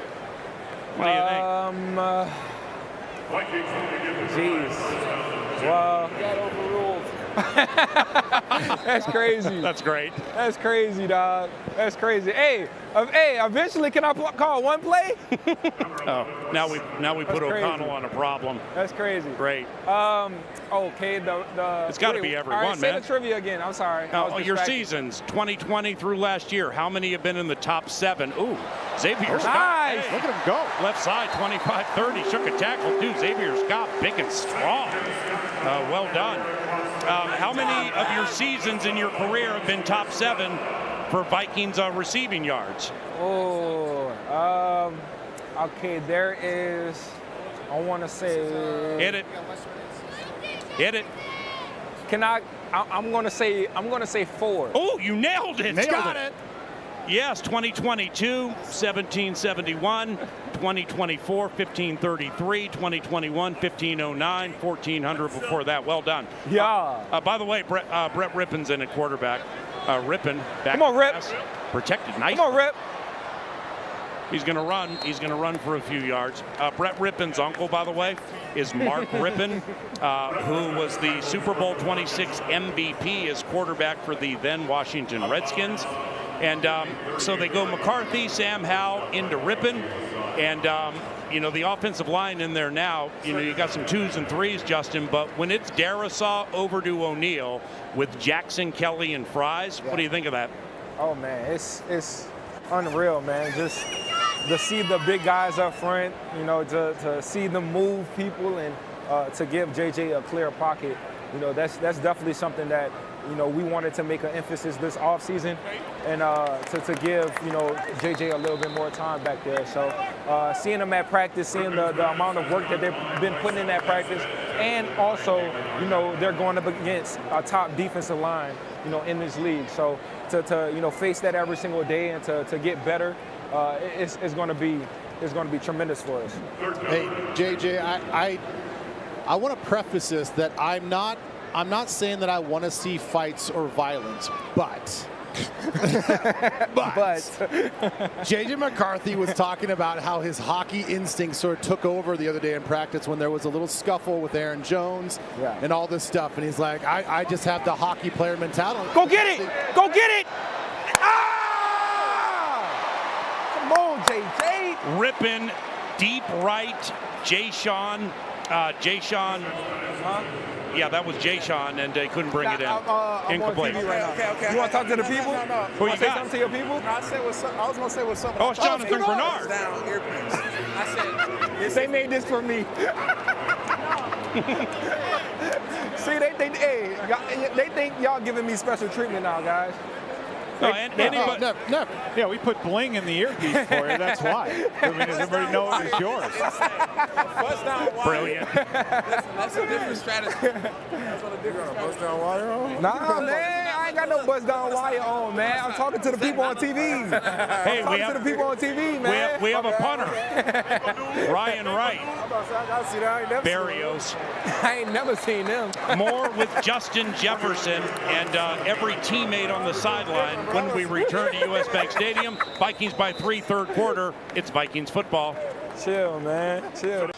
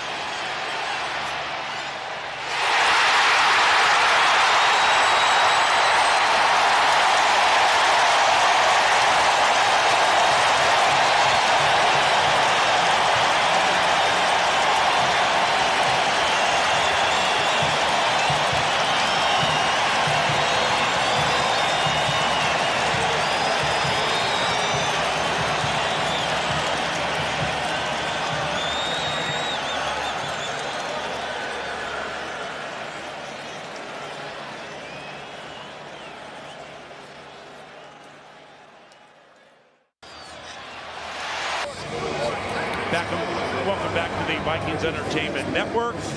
Justin Jefferson is mic'd up on the sideline. Ben, you were asking him a question? Yeah, I'm asking him a silly question. Now, this is stupid. So, like I was saying earlier, McCarthy was in a scrap at practice, and he's like, my hockey instincts took over. He's like a moth to the flame. Now, if this actually happened in a regular season game, would you just want to see him scrap with somebody? Or would you run in there and pull him away and say, no, quarterback, you're too valuable? Hey, I'm definitely on the too valuable part, but I do like a little scrappiness. I do like that fire in their eyes. I love that. I always have a story from when Joe Burrow, that year before we went to the national championship, we had a good practice against our defense that year, and we had a scuffle, and he was the main one in that scuffle. So, hey, I like it. I like it. I'm not shy from it at all. But we do have to protect him. We have to make sure that he's in that huddle every single play, not all here on the sideline. In a quarterback for Houston, Florida rookie, 6th-rounder Graham Mertz, 13-10 Minnesota, 6.5 minutes to go in the third quarter. Mertz throws left, and it's caught. It's a first down for the Houston Texans. Back to it's not the wisest thing in the world if you're going to scrap throwing punches at people with helmets. You know what I mean? Not at all. And then on top of that, we got a new fight rule at practice. So if we fight, we get kicked out of practice. And we definitely don't want our starting quarterback out at practice. Hey, with that trivia question, which you nailed, by the way, well done. The other three were Hall of Famer Randy Moss, and he's HOF, man, and I know you love Randy, and when you're growing up playing high school football in Louisiana, then at Louisiana State University, I'm not going to say you modeled your game after Randy, but he meant a lot to you, didn't he? Oh, for sure. Randy is that guy. I definitely grew up watching Randy, been a fan of Randy, love the explosive plays, he got bossed. I love all of those stuff, and I was a huge fan of that. And that definitely was, somebody that I watched film on tremendously. So I'm definitely grateful to, be drafted to Minnesota, to where, I have Chris Carter on the other hand that comes into the building, that, talks to us and come watch practice sometimes. So it's a blessing for sure. Pass left. And Mechie, the third, caught it at the 38 for a gain of 4. Pete? Now, Justin, it's more of a favor than a question, but could you, because we have a camera that's following you. What, are you going to ask him for some money? No, I want him to pick out who's got, other than himself, the best bling on the sideline. Who looks the best right now? Because you got some guys without the pads on and everything else, time to change, wardrobe change. Who's looking good down there? Honestly, nobody got the best the best jury on like I got. You know what I'm saying? This the top tier right here. This is the best you're gonna get. But let me see. Hold on. Oh, we got a virtual measurement. Hold on. Wait a minute. Hold on. Let me see. Hold on. We got the virtual measurement. Yeah. This right here. This is the guy right here. He got the jury on. Who is it? You know what I'm saying? He been. You know what I'm saying? Oh, look at Jordan Addison. Jets, you know what I'm saying? So, you know what I'm saying? He got the baguettes on. This virtual measurement is new, and it's going to take place in the regular season, by the way. So this is not just a preseason experiment. They tested it for a couple of years. 6 cameras are in every stadium. Oh, wow. The ball is spotted, and then the cameras do something called triangulate, and they triangulate the ball, and then the measurement is revealed.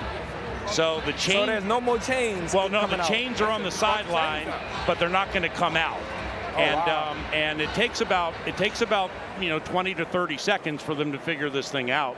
Technology, man. So we see the virtual. There it is. Look up at the screen, Justin. We got it on TV. Oh, wow. Missed it by 10 inches. That is actually crazy. Well, it's fantastic and it's technologically sound, but it's all fun and games until the spot's wrong. Right. You know what I mean? Right. Yeah. All right. And hopefully during the regular season it will speed it up a little bit. That took quite a bit of time. Yeah, I agree. Virtual measurement. All right, straight eye behind Graham Mertz, rookie from Florida. Played 16 for the Gators, 34 for the Wisconsin Badgers. Handoff up the middle, and it goes for a first down for the Houston Texans. Well, Justin, you go over, you talked about Jordan, you show Jordan Addison looking good. How has he been this training camp? Obviously, you've been around him a long time. He's without you in there every single down. He's the number one. How's he progressing? What kind of camp has he had? Yes, he has. He's been having a great camp, honestly, and you know, just to be on the sideline, to coach him up, to watch his releases, to watch his routes, to watch his footwork.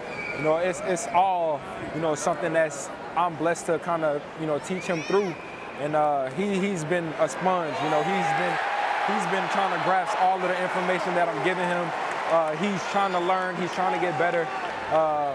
But I'm never the one that's watching him. I'm always the one in the game at the same time as him. So to have this opportunity to coach him up and to get him where he needs to be, and then he missed the first three. He's going to miss the first 3 games. So that's definitely going to be tough, without him. I mean, Jordan had 20 touchdowns his first 2 seasons. One of them was rushing. And tough break for him those first 3 games, no doubt. But we're going to have you back by that time, man, so that's going to be good.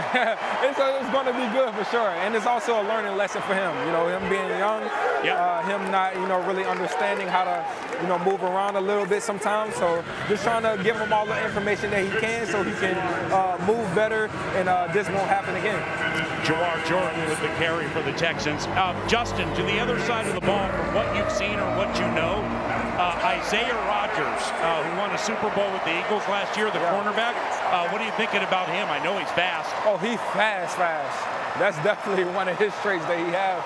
But I've kind of been picking his brain a little bit, just kind of asking him the different coverages, asking him how he likes, our defense versus the Philly defense, and how is it different? How is it better? So there we go. Good play. So it's been a learning stage for him, but I'm excited to see what he have, especially with the group of guys that we have on our defense. Well, Jets, what have you seen just from a difference in that defensive back room from last year to this year? So many new faces, but it sounds like a new attitude as well. Hey, it's crazy in there. I ain't gonna lie. They have so much talent, so many different guys all around the field that can play so many different positions. It's been tough in training camp. I'm not gonna lie. I've been watching from afar, and it's been tough. But it's gonna help us a lot during the season because we're not gonna see the same type of coverages that we're seeing with our defense. Line drive. Come on, Silas Bolden. Come on, Silas.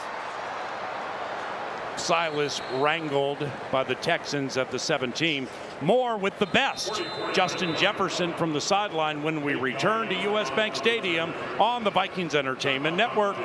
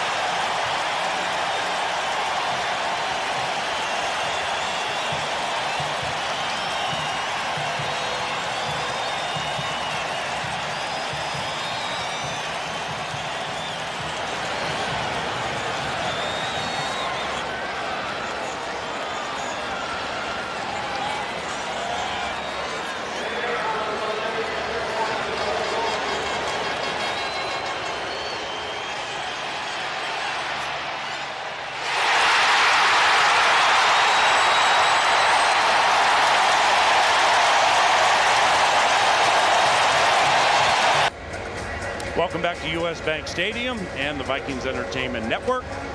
Take a peek at some of these stats through the first half.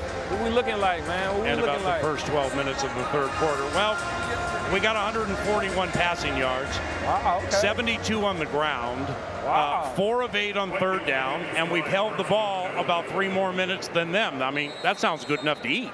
Oh, for sure. 50% on third down. We'll take it. We got to get a little better, but we'll take it. Xavier Go Ryan! Wow. Xavier Scott is big and thick in the upper body, you know, and he's in his first full year from Maine, which isn't exactly a bastion of like big time football. And he was a receiver. Oh, right.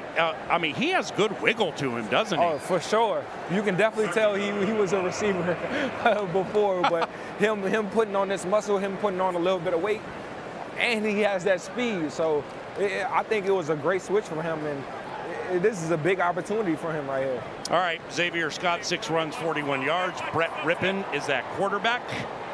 And it's 2nd and 5 from the 25, deep in the third quarter. Scott tries to get the edge, couldn't get it. So it's going to be no gain, third down. Hey, weird subject here, but, you know, simply because we felt bad for him. Did you get a chance to, like, fist bump Rondale Moore or say God bless or whatever? Of course. I definitely was right there. When they carted him off, talked to him a little bit in the locker room. And moments like this is, you know, difficult. Of course, you know, him being in my room, you know, training with him, talking with him, coaching him. And, you know, it's definitely, it sucks to see anyone come out here and get hurt, especially on their first opportunity of the season. So that's definitely going to be a tough loss for us. But, you know, we're going to be praying for him. We're going to be having his back the whole entire way for him to get right back on his feet. And Justin, we were just talking about Xavier Scott, but there's been another addition to that running back room in Jordan Mason. Yes. And, you know, he stands there, he looks every bit as big as C.J. Ham. He's a big man, and it's got to be exciting to know maybe that play-action game is going to be able to take off a little bit more because of a guy like Jordan Mason. Hey, he's a freak. His body type, his ability to stay up and have that balance is kind of crazy. But, you know, to see the type of season that he had last year, with San Francisco. Yeah, come on, J2. Let's hit. All right, that was a punt. 47 seconds to go in the third quarter. When we return, we'll say goodbye to the best, Justin Jefferson. This is Minnesota Vikings football.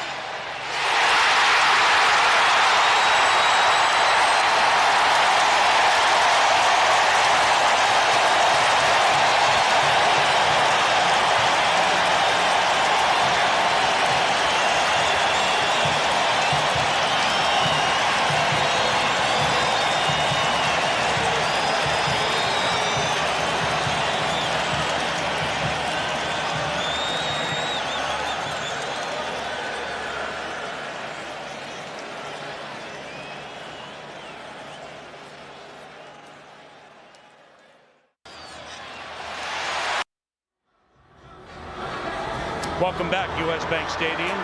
Vikings Texans on the Vikings Entertainment Network. Justin Jefferson to finish the third quarter. Hey, Justin, turn around, look at the TV booth. Sam Newton decided he didn't want you to be the only one in the building wearing those Oakleys. So he brought me some in. These are the exact glasses that Justin Jefferson is wearing. But these Oakleys are nice. I might call the game in them, man. Hey, whatever Oakleys you need, man, just let me know, and you'll have a fresh new box waiting for you. Yeah, something tells me they don't look as good on me as they do you. No, we can confirm that, PA. Yeah, okay, thank you. Yeah, way better on Jets than you, PA. Okay, you guys can talk more to Justin. I'll back out.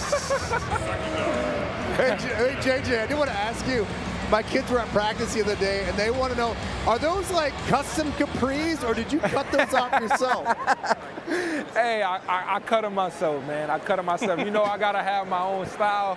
I got to have my own flavor, so they don't really come out with these naturally, so I got to make my own, you know?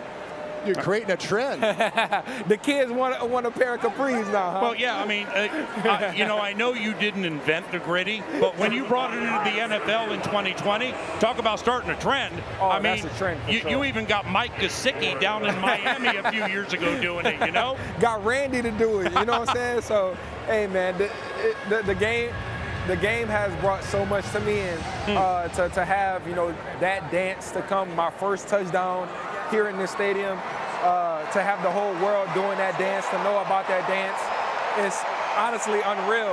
And to, you know, go on my 6th year and the dance is still popular. So it's a blessing, man. My man, God bless you. You're fantastic.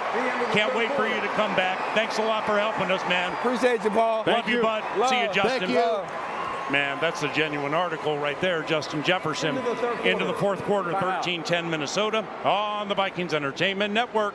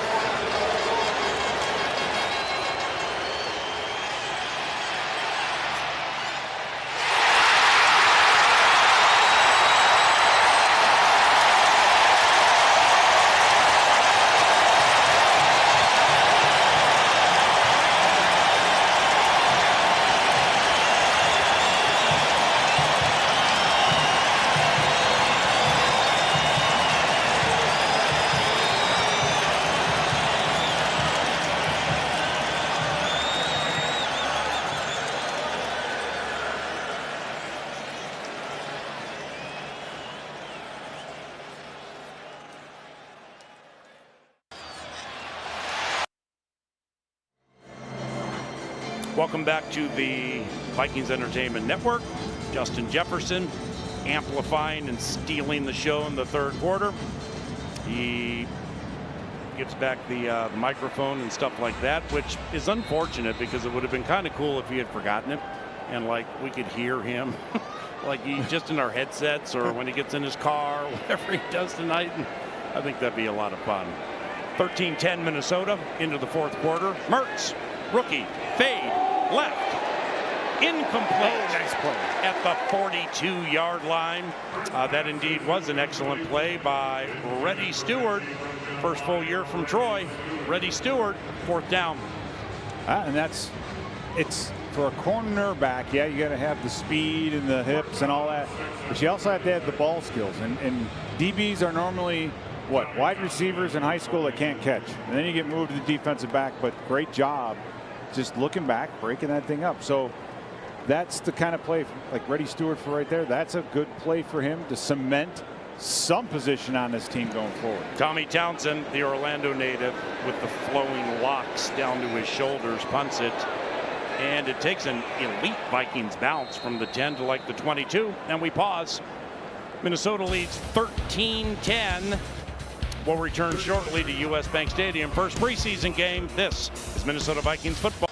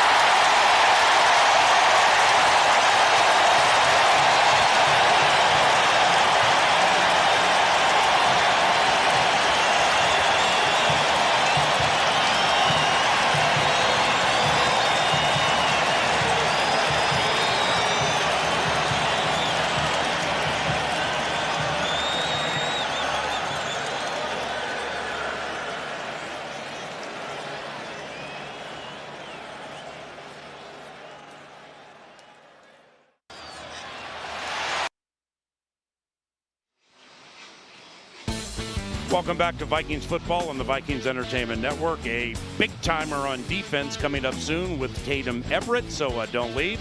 And the Vikings are hosting the Patriots for joint practices Wednesday and Thursday at Twin Cities Orthopedics Performance Center. Don't miss your chance to see the teams up close before they compete next Saturday at noon. It's fun for the whole family, like kids games, live animals, and much more. It's the final days of 2025 Vikings training camp presented by Omni Viking Lakes. Visit Vikings.com/tickets to learn more and purchase tickets. Welcome back. Brett Rippon is sacked. That's what Jonathan Greenard does. All he does is sack the quarterback, and Tatum managed to run him down. Tatum? Yeah, Pete, it's funny that you mentioned all he does is sack the quarterback, because we were just talking about how I interviewed his wife, and she got all the questions correct except who your first sack was against. Cam Newton. Yeah, for sure. Yeah, that was like Atlanta legend. So like to get a sack like that was like the perfect way to enter the league. So great for a Georgia boy for sure. All right, well, more is required is on every shirt that is around the building right now this offseason. It's something that you had introduced to the team because of what happened last season. How has that more is required mantra lived up to you guys in training camp? I think it's infectious everywhere. I think from top to bottom, and from special teams to offense to defense, we just want to build off of everything we did last year. I think, you look at a lot of those things like that, we did very well, but at times we need to do more. And I feel like that's just the whole offseason thing that I kind of took on me as soon as the season ended last year. So it fueled me in workouts. It fueled me to just take care of my body when I'm doing like little stretches. So In practice and stuff like that, now we're just balling and literally pushing it to that next level of getting a little bit more out of it, out of every single rep and out of every person. It's going to be very, very good for us, for sure. Yeah, it feels like this defense is flying around this training camp. How have you seen that translate to the preseason game today? Yeah, man, these dudes are flying. I mean, if you look at it right now, I mean, if the guy's not down on the ground, our guys are literally flying in, trying to just make sure that they secure the tackle, trying to create a big play or something like that, because this is what we're used to in practice. I mean, I tell guys to always visualizing these plays you're going to make in game the same way you do in practice. So it's just a simple thing of just keeping the same things basic and watching these boys fly around, make plays. All right, well, can't wait to see you moving around, flying around, making plays real soon. Very, very, very, very soon. So can't wait. All right, thanks, Jonathan. We'll send it back to you in the booth. Thank you, Tatum. Oscar Chapman, the Aussie. Yay! Oh, it's a fumble, and the Texans fell on the muff. Hard to catch the banana ball, Paul. The banana ball and Oscar Chapman special. All right, let's pause. 13-10 Minnesota, 13:44 to go in the first preseason game. And you're watching and listening courtesy of the Vikings Entertainment Network.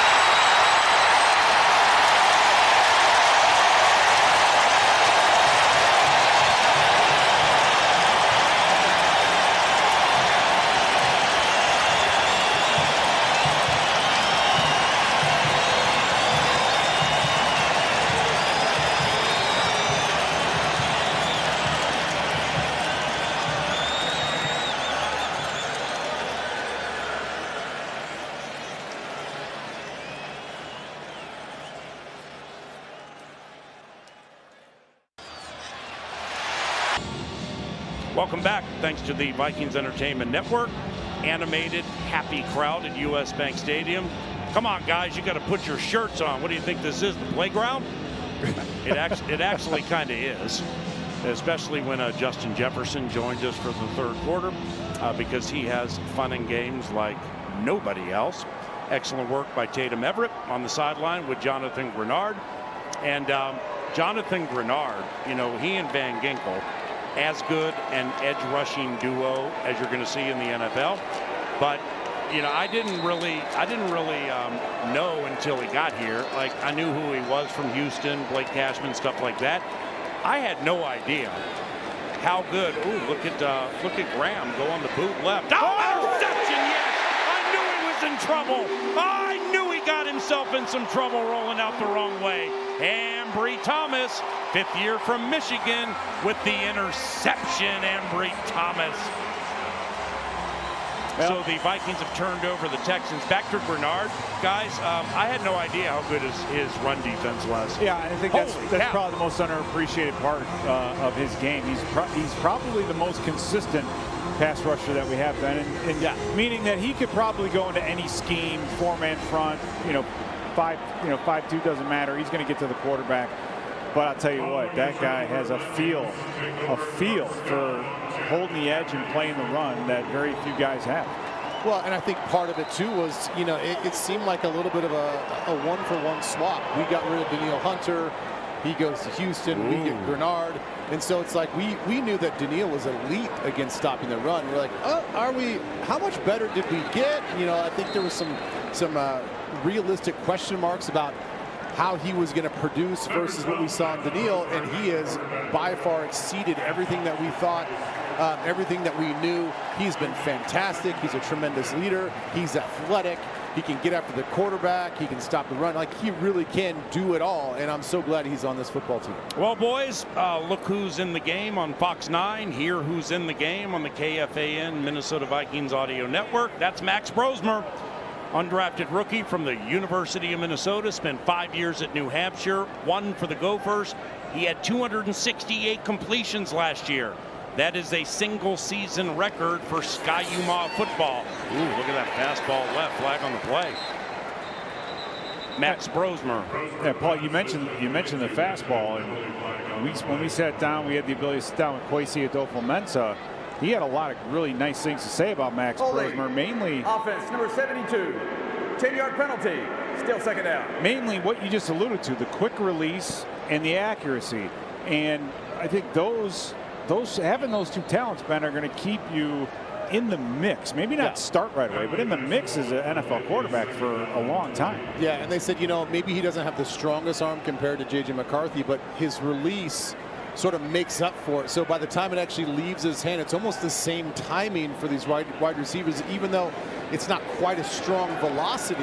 And you see, you know, a nice zip pass out to the right flat, got there with perfect time and accuracy. The other part of it is KOC he's on record as saying, like, he is very detailed. He works his butt off, and they like the fact that he can take everything that he studied in the classroom, and he's a fast and high processor as well on the field. So really, for him, it just seems like it's a matter of just on-field reps in a game-time situation. 3rd and 12, straight drop. Brosmer fires over the middle. Incomplete. It nearly was a serendipitous first down. We got a flag, by the way, where the ball bounced off the hands of one Viking, almost into the hands personal foul of another Viking. Roughing the passer. Defense number 52. 15-yard penalty, automatic. First down. All right, now that's Brad Allen. All right, and his staff called the 11th most penalties of all officiating crews in the NFL last year, but second most roughing the passer. What's the result of the play? So if you get close to that quarterback and come close to not doing it the right way, Allen's group is going to call it. Yeah, I think that was a definite blow to the head, right? And I think that's a point of emphasis with the linesman, with the back judge, who was back in the day behind the defensive line. The correction was made to the enforcement of the foul.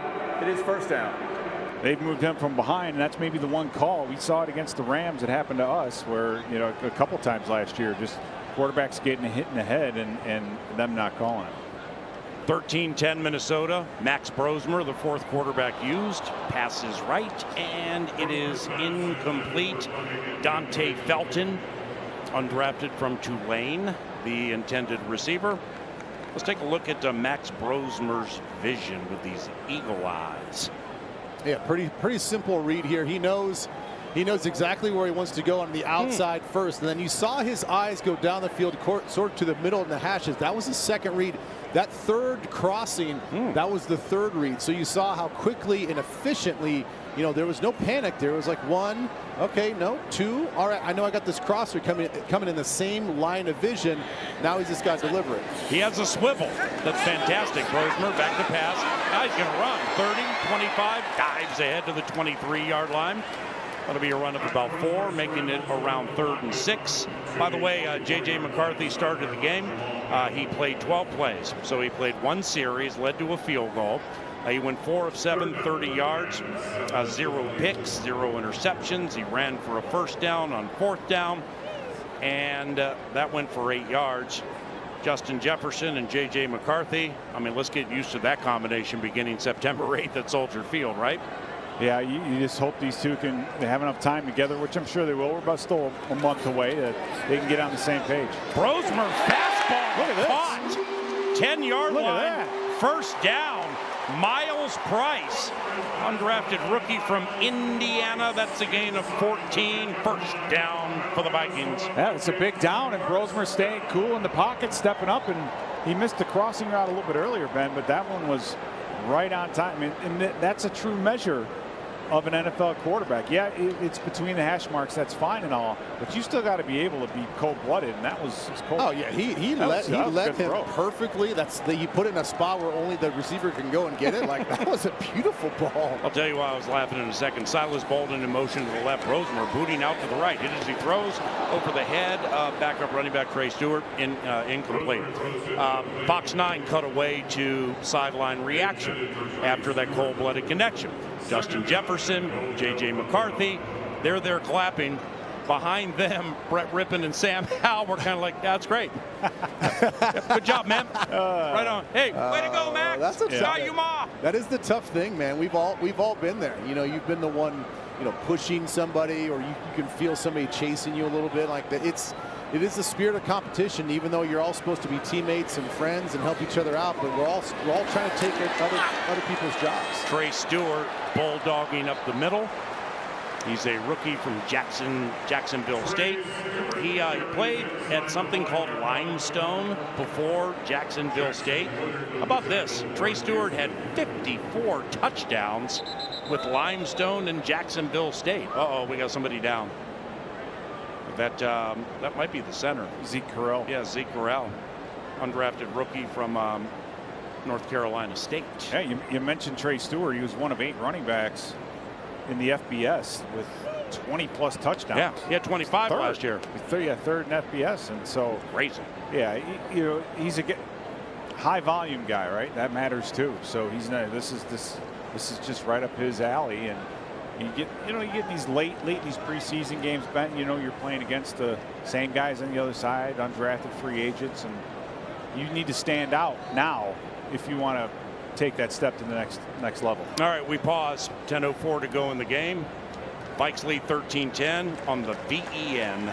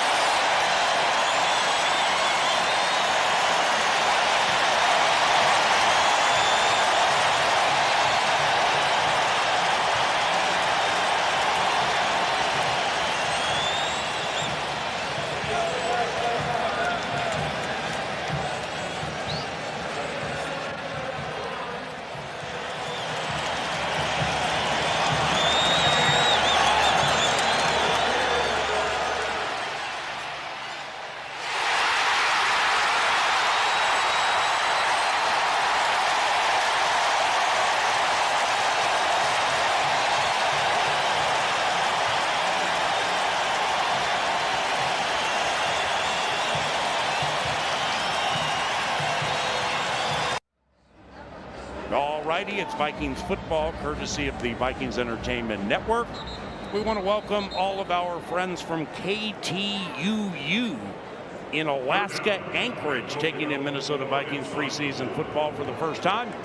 On behalf of Tatum Everett, Ben Lieber, and Pete Persich, I'm Paul Allen. Anchorage, go crazy, and welcome to the mix. It's third down, 3rd and goal for the Vikings, leading 13-10 with 10 minutes to go in preseason game 1. Max Brosmer, he of the lanky variety, stands tall in the shotgun, fires to the right, and it is caught for a Minnesota Vikings touchdown.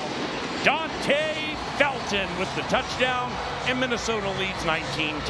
Hey, Paul, I mean, I don't mean to be, or Ben, I don't mean to be going over the top in a preseason game. Say it. You've got to love what Brosmer's doing. I'm not saying put him on ice I yet. thought you were going to say, we've seen enough from Brosmer. Yeah. Put him on ice. But there's nobody left. I mean, Brosmer's it. He's the last, but very impressive drive. Ooh, that was managing the huddle.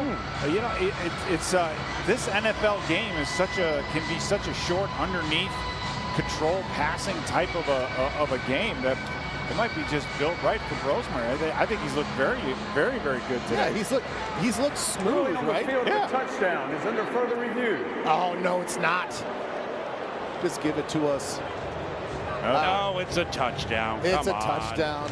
No, I would say that he's looked smooth. He's looked decisive, and even the one incomplete pass he had over the middle when we're breaking down his eyes and all the division and stuff like that, it wasn't an inaccurate throw. Maybe a little. Had some hot sauce on it a little bit, but you know, he kind of felt that clock ticking down. Like, okay, I'm in the pocket a little bit too long. Got to get this ball out. But it was still a catchable ball. So even his misses aren't bad misses. That's a touchdown, guys. Yeah, we can't break hearts in Anchorage. Maybe he didn't get it. We'll see. But there are luminaries taking in this broadcast, the simulcast, all over the place. You have Star Tribune columnist Lavelli Neal III up here in the box with us.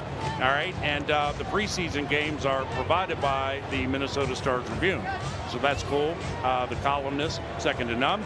Mike Florio, ProFootballTalk.com, with his son Alexander taking in the game in the West Virginia After barn. reviewing the play, it is an incomplete pass. Yeah. And how about this? One of the great producers in the history of music, and used to be in a band called The Time, Jimmy Jam Harris is taken in the game from Southern California. He was just at a coffee spot and sent a text commenting on how cool Justin Jefferson is. So we got luminaries, we got Anchorage, we got Sarah Thomas, we got everything all over the place. Well, I'm sorry to interrupt you, but is this the season's on the line type call? I mean, we got almost 10 minutes left, but yeah, they're trotting them back out on fourth down. So this is in the game clock, please. This is a big deal. I mean, all right, Kevin O'Connell trusts him. Here it is. Let's see. Here it is. Inside the 5 is on the line. 2 receivers left and right. Brosmer is set to take the snap. The Vikings lead 13-10. He just chatted with the guy who started this whole thing, Josh McCown, in 2003. Brosmer takes the snap. He steps up, fires to the end zone. Touchdown! Vikings! The price was right on that play. It's Miles Price, and this time officially it's 19-10. Ben, there it is again. Another throw, middle of the field, man-to-man coverage, just putting it right where only the receiver can get it, because a chance the receiver can use his body. So, yeah, I'm very impressed with Brosmer and how he's conducting himself on that drive. That's a big fourth down. That's a big-time play. It is. It's a big-time play. Yeah, there was no panic to him at all. I mean, he waited for it. That was a specifically designed play to get Price open in the back part of the end zone. All he needed was the offensive line to hold up and do their part. He was patient, didn't try to rush it, just feathered that thing in there accurately. Touchdown. Give it to Price one more time. And you look at Brosmer's catalog. I mean, we obviously got the chance to see him at the University of Minnesota. But here's a guy he spent 5 years in New Hampshire. He was the first quarterback in school history to start as a true freshman. So if you're a scout, if you're a personnel guy, what does that mean? Well, it just means that as an 18-year-old young man, or kid, if you want to call it that, the game wasn't too big for him. No. Because, you know, as a quarterback, it's not just about see ball, get ball. You got to manage everything else going around you. And I think that's exactly what we're seeing here is him being able to, in and out of the huddle, manage everything that's going on, understand, pull the ball down when there's an opportunity to scramble and make it a short third down. I mean, I'm very impressed with Brosmer. You know, I'm not going to claim to be any sort of like quarterback savant or like know all the fundamentals and stuff, but when we talk to J.J. McCarthy and we ask him about this game and what he expects out of himself, he's just like, I just want to be consistent with my eyes and my feet. That is the one thing that KOC talks about all the time. Look at Brosmer out here. Yeah. I mean, his eyes, his feet, the fundamentals, the foundation, all of that stuff seemed like it was like in lockstep. And so when you look at him just like with the eye test, he looks like he knows what he's doing. Yeah, he doesn't look like a... So did J.J. McCarthy, who we're seeing now. Yeah, JJ did a nice job all day long. Like this is a kind of off schedule type of a scramble to get the first down on fourth down. I mean, the awareness of things going on in front of him. I thought JJ did everything you would expect and want out of, you know, he's not a first, he's technically a first year guy, or actually second year guy, being an IR last year, but first live football for him in almost, what is it, a year and a day, or almost a year, short a day. You mentioned it earlier, Paul, but you got to like the way McCarthy's playing too. All right, Mertz with a pass to Luke Lachey, 7th round rookie tight end from Iowa. Luke Lachey, you may recognize the last name Lachey. His father, Jim, played 131 games in the National Football League as an offensive lineman. And Luke Lachey's brother-in-law, former Vikings offensive lineman Pat Elflein. Who knew? Let's head down to the sideline, and here's Tatum. Look who we have here, tight end T.J. Hawkinson, and training camp days get long. They get a little redundant sometimes, but you get to put on the pads today, the uniform. How did it feel out there? Feel great, yeah. To come to the stadium, be around our fans is awesome. You know, it kind of breaks it up, and you know, like I said, to be in US Bank, to be around the energy we have here, and to be around the Skull Chant again is awesome. So, you know, we're all having fun. Some of the boys are showing out, so it's exciting.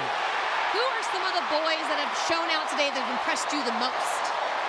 You know, I mean, I got to go with the tight ends. You know, our boy Ben, he was blocking really well today. Bryson has caught a few balls, you know, I mean, and then we got some guys on the defense that are showing out too. A couple sacks, you know, it's just fun to come out here. Jug on the touchdown just there, you know, so it's a lot of fun to come out here, watch these guys compete, watch them perform, and you know, hopefully we can keep them around. Yeah, a nice pick six there from our guy Khalif Alisi. There we go. Very, very nice. Well, you know, it's funny because you mentioned the tight end room, because you're obviously talking about Ben Urasek, who's a player that Kevin O'Connell does talk a lot about. Before camp, he was asked, who is going to be the next Johnny Munt? How do you see that battle shaping out through training camp? Yeah, it's been fun to watch Ben. I mean, he's come in every single day. He's a smart kid, and to watch him learn the game, understand the offense, it has been fun to be around. You know, I've tried to give him some nuggets here and there, you know, whether it's after meetings or at snack, you know, so he's performed really well, and he's a guy I'd look forward to, you know, playing on this team and making an impact. All right, I need 2 words, 3 words on how you thought J.J. McCarthy did today. He's a beast. Love it. Nice, short, and simple. Love it, TJ. Thank you. Thank you. I appreciate you guys. And it was a perfect 3 words. Well done. All right, a lot happened during that interview. Khalif Halassi picked off Graham Mertz. Vikings got the ball, and then Brosmer and the center messed up the exchange. Somebody kicked the ball to the left, and the Texans fell on it. So we definitely are in the 4th quarter of a first preseason game with 8:14 to go in the game. And by the way, more luminaries are informing me that they're taking in the simulcast. Most recently, it is big spot newsbreaker and ESPN guy Adam Schefter. And when I saw Schefter inform me that he's on a cross-country flight taking in the simulcast, I opened my phone. I'm like, all right, please don't be picking anybody for information on Rondale Moore. Oh, okay, cool. You're watching the game. That's sweet. Thank you. So, Shefty, what's going on? How about Joliet's finest, Tom Thayer? Oh, yeah. He's listening, too. I think I don't know if he's already scouting the Vikings, trying to figure out, you know, how we're going to, you know, take care of the Bears on opening night. But he's listening, too. So, shout out to Tom. Jeez, I'm feeling left out. Nobody texted me and told me they were watching this game. Well, you're used to being on the sideline, so they don't ever think, they don't even want to text you. You're like, hey, you ain't going to see it anyway. Mertz. Pass over the middle, and it's caught. And it's caught by J.J. Taylor, 4th year from Arizona. All right, so it's 3rd down, 3rd and 3 for Houston. from its own 36-yard line midway through the fourth quarter. Vikings lead 20-10. Next week, I believe in the third quarter, a week from today, Vikings take on the Patriots at noon, Fox 9 and KFAN and the Vikings audio network. Kevin O'Connell is going to be our featured guest for the entire quarter, like Justin Jefferson was today. Handoff Taylor up the middle, stood up on 3rd and 3. He's short of the first down. Now let's not forget how it went last year with KO. It was unbelievable. We're at Philadelphia, third preseason game. We welcome him in. He's like, all right, guys, we're going to run a screen right here to Ty Chandler, and the big key is the right guard has to pick the middle linebacker. That was fabulous. And I'm like, are you kidding me with this thing? And then we watch the play, and he'd be like, oh, come on, get out there. I slipped. All right, third down. So that's next week. There you go, big fourth down, stay on sides. Hey, a guy who's been showing up these last couple series is Elijah Williams. He's practice squad from last year, Morgan State guy. He's big. Yeah, he's a big guy. And Charge timeout. Houston. It will be 30 seconds. You're seeing pressure on the quarterback. He gave up a little bit on that last run, but he ended up splitting the double team ultimately and making a tackle. And yeah, there's a lot of depth at that interior defensive line position.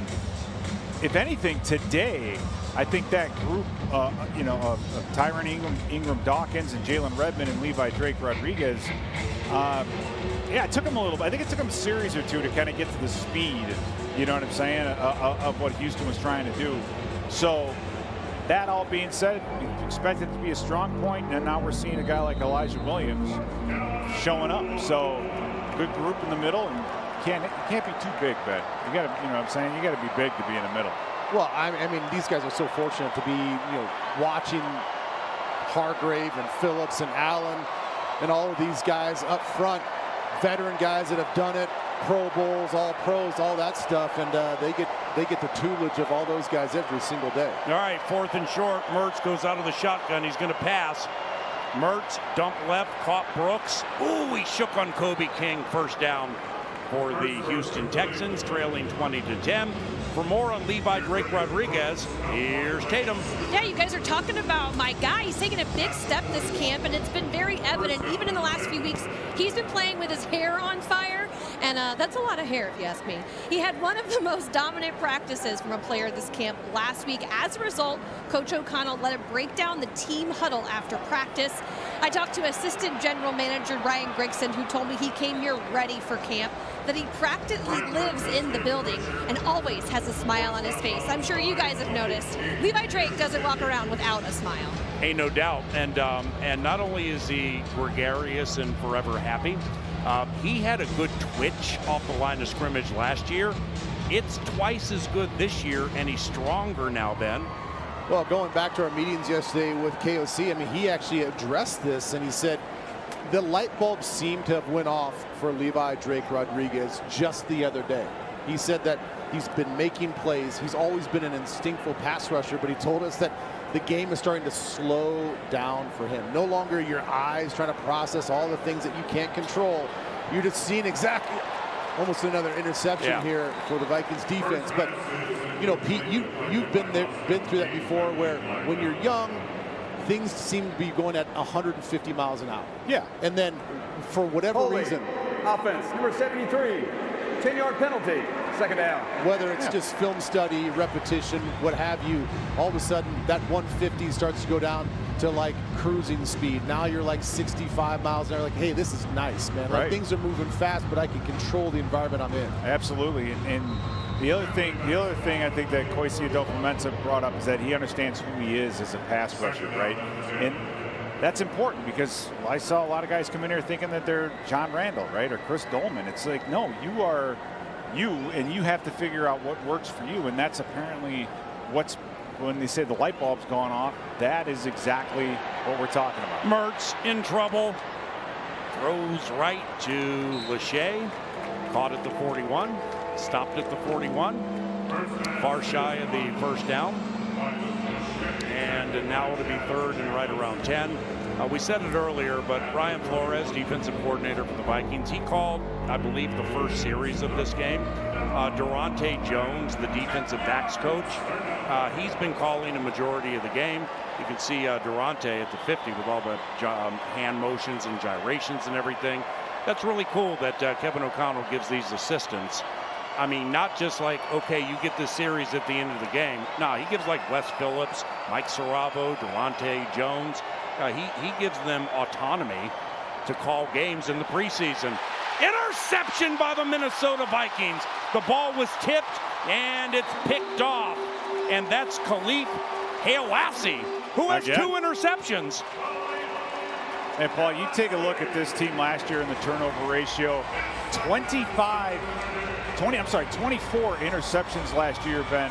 The next nearest team to us had 19. Yeah. And that's what you want. The pressure, going to tips, going to turnovers.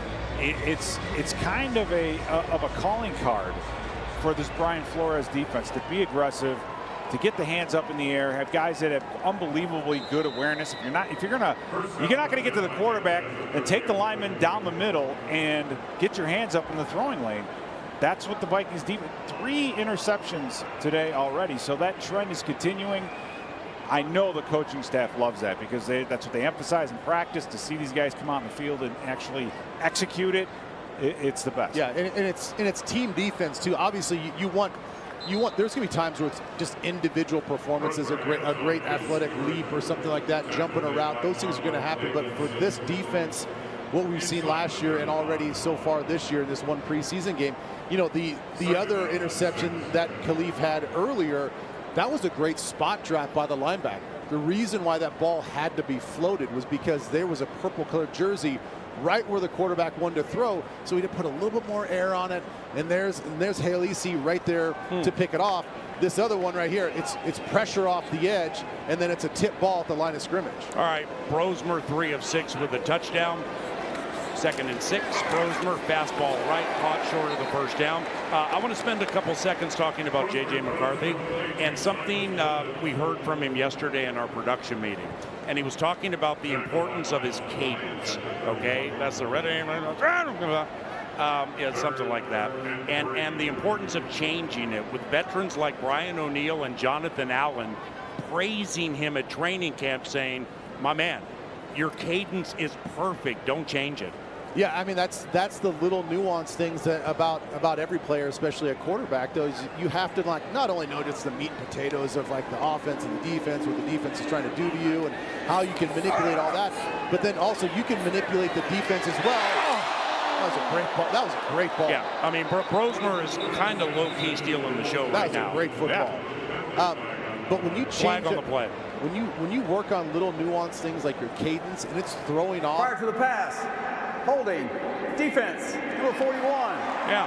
5-yard penalty, automatic, first down. Yeah, that's like all of a sudden now you're taking your understanding from like a 200 level, 300 level where he's at, and now you're like into the 400, 500 level class that he's going through, where you're getting praised by veteran defensive players. They're like, man, we're getting confused out here. Like we're trying to figure out what you're doing, and you keep changing this. So like that's it's a great sign for him that he's really understanding this game. Okay, now what does this mean?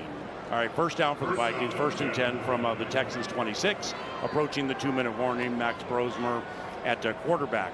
When J.J. McCarthy says the feet and eyes tell the story. Look at Brosmer looping it. Fleming caught. We'll get into that after the 2-minute warning. It's going to be 1st and goal for the Vikings. I mean, Brosmer is just looping things left and right, and everything is turning up positive. It's 20-10 Minnesota as we approach the 2-minute warning. Patriots next week. Final 2 minutes of preseason game number 1 around the corner. This is Minnesota Vikings football.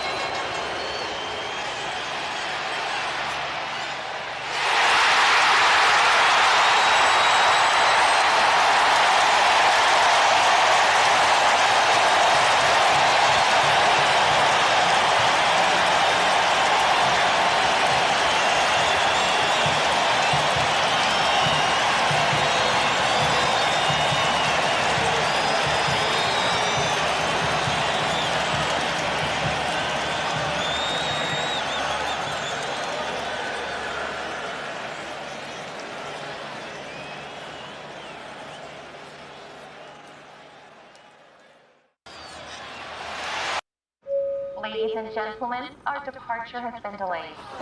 Yes! You're kidding me, man. Why are you so happy? I'm watching the game. Seriously? Yeah, with NFL Plus. Get live, local, and primetime games on mobile with NFL Plus. Unfortunately, our flight has been delayed another hour. NFL Plus. Keep the NFL in reach. All right, back to U.S. Bank Stadium, courtesy of the Vikings Entertainment Network. It is 20-10 Minnesota, and it is first and goal for the Vikings. Quickly, when JJ says feet and eyes tell the story, what's that mean? I think it's kind of the pyramid of being a good quarterback, meaning the base is what's most important, and the feet and the eyes, they go hand in hand, I guess, for lack of a better term, but you have to really pay attention to those fundamentals, and that's the checklist that he's had embedded in him, Ben, from Coach O'Connell is, hey, yeah, there's a lot, there's the cadence, and there's all these other things, there's a bunch there, but it's the feet and the eyes that dictate how well you're going to execute. Don't forget that. Don't lose that base to your fundamentals. Yeah, and that base, in my understanding, has to follow where your eyes are going per the progression of what you're looking at as the defense. As we saw, from Brosmer about 10 minutes ago when we were breaking down his eye movement, it's like you go from that first read to the far right outside the numbers. Well, when you snap back to that near hash, well, your feet got to follow that. Yeah. Because if your feet don't follow that, then all of a sudden then your shoulders aren't going to follow, your release is going to be wonky, and you're probably going to have an inaccurate throw. So making sure that, because I think mentally all these quarterbacks want to process quickly, but your feet got to follow where your eyes and your mind are going. All right, couple of things here. Shout out to the guy on the screen now, Justin Jefferson, for being so kind during the third quarter and joining the broadcast like he did last year. Kevin O'Connell joins the broadcast for an entire quarter next week. Secondly, the only way the Houston Texans can stop Max Brosmer is for Kevin O'Connell to call victory formation, which is what we've seen for the last 3 plays. This is his second preseason victory, by the way. I mean, is it 2 in a row, though? That's my question. What do you mean? This is only his second preseason victory for Kevin O'Connell. I have no idea. Yeah. You handle the preseason. Ben and I will handle the regular and postseason, okay? And by the way, shout out to not only Pete Bursich, but David Koo, our statistician here, into his 19th year as the numbers pointer and the statistician for the vast and ever expanding KFAN Minnesota Vikings Audio Network, and also one of my very best friends, and I love you very much, buddy. And finally, we have another luminary taking in the simulcast. Are you guys familiar with a Greg Swedberg, Bossberg? Oh, yeah. Oh, for sure. Okay, yeah. Well, he's a luminary for many reasons. First and foremost, he controls our paychecks.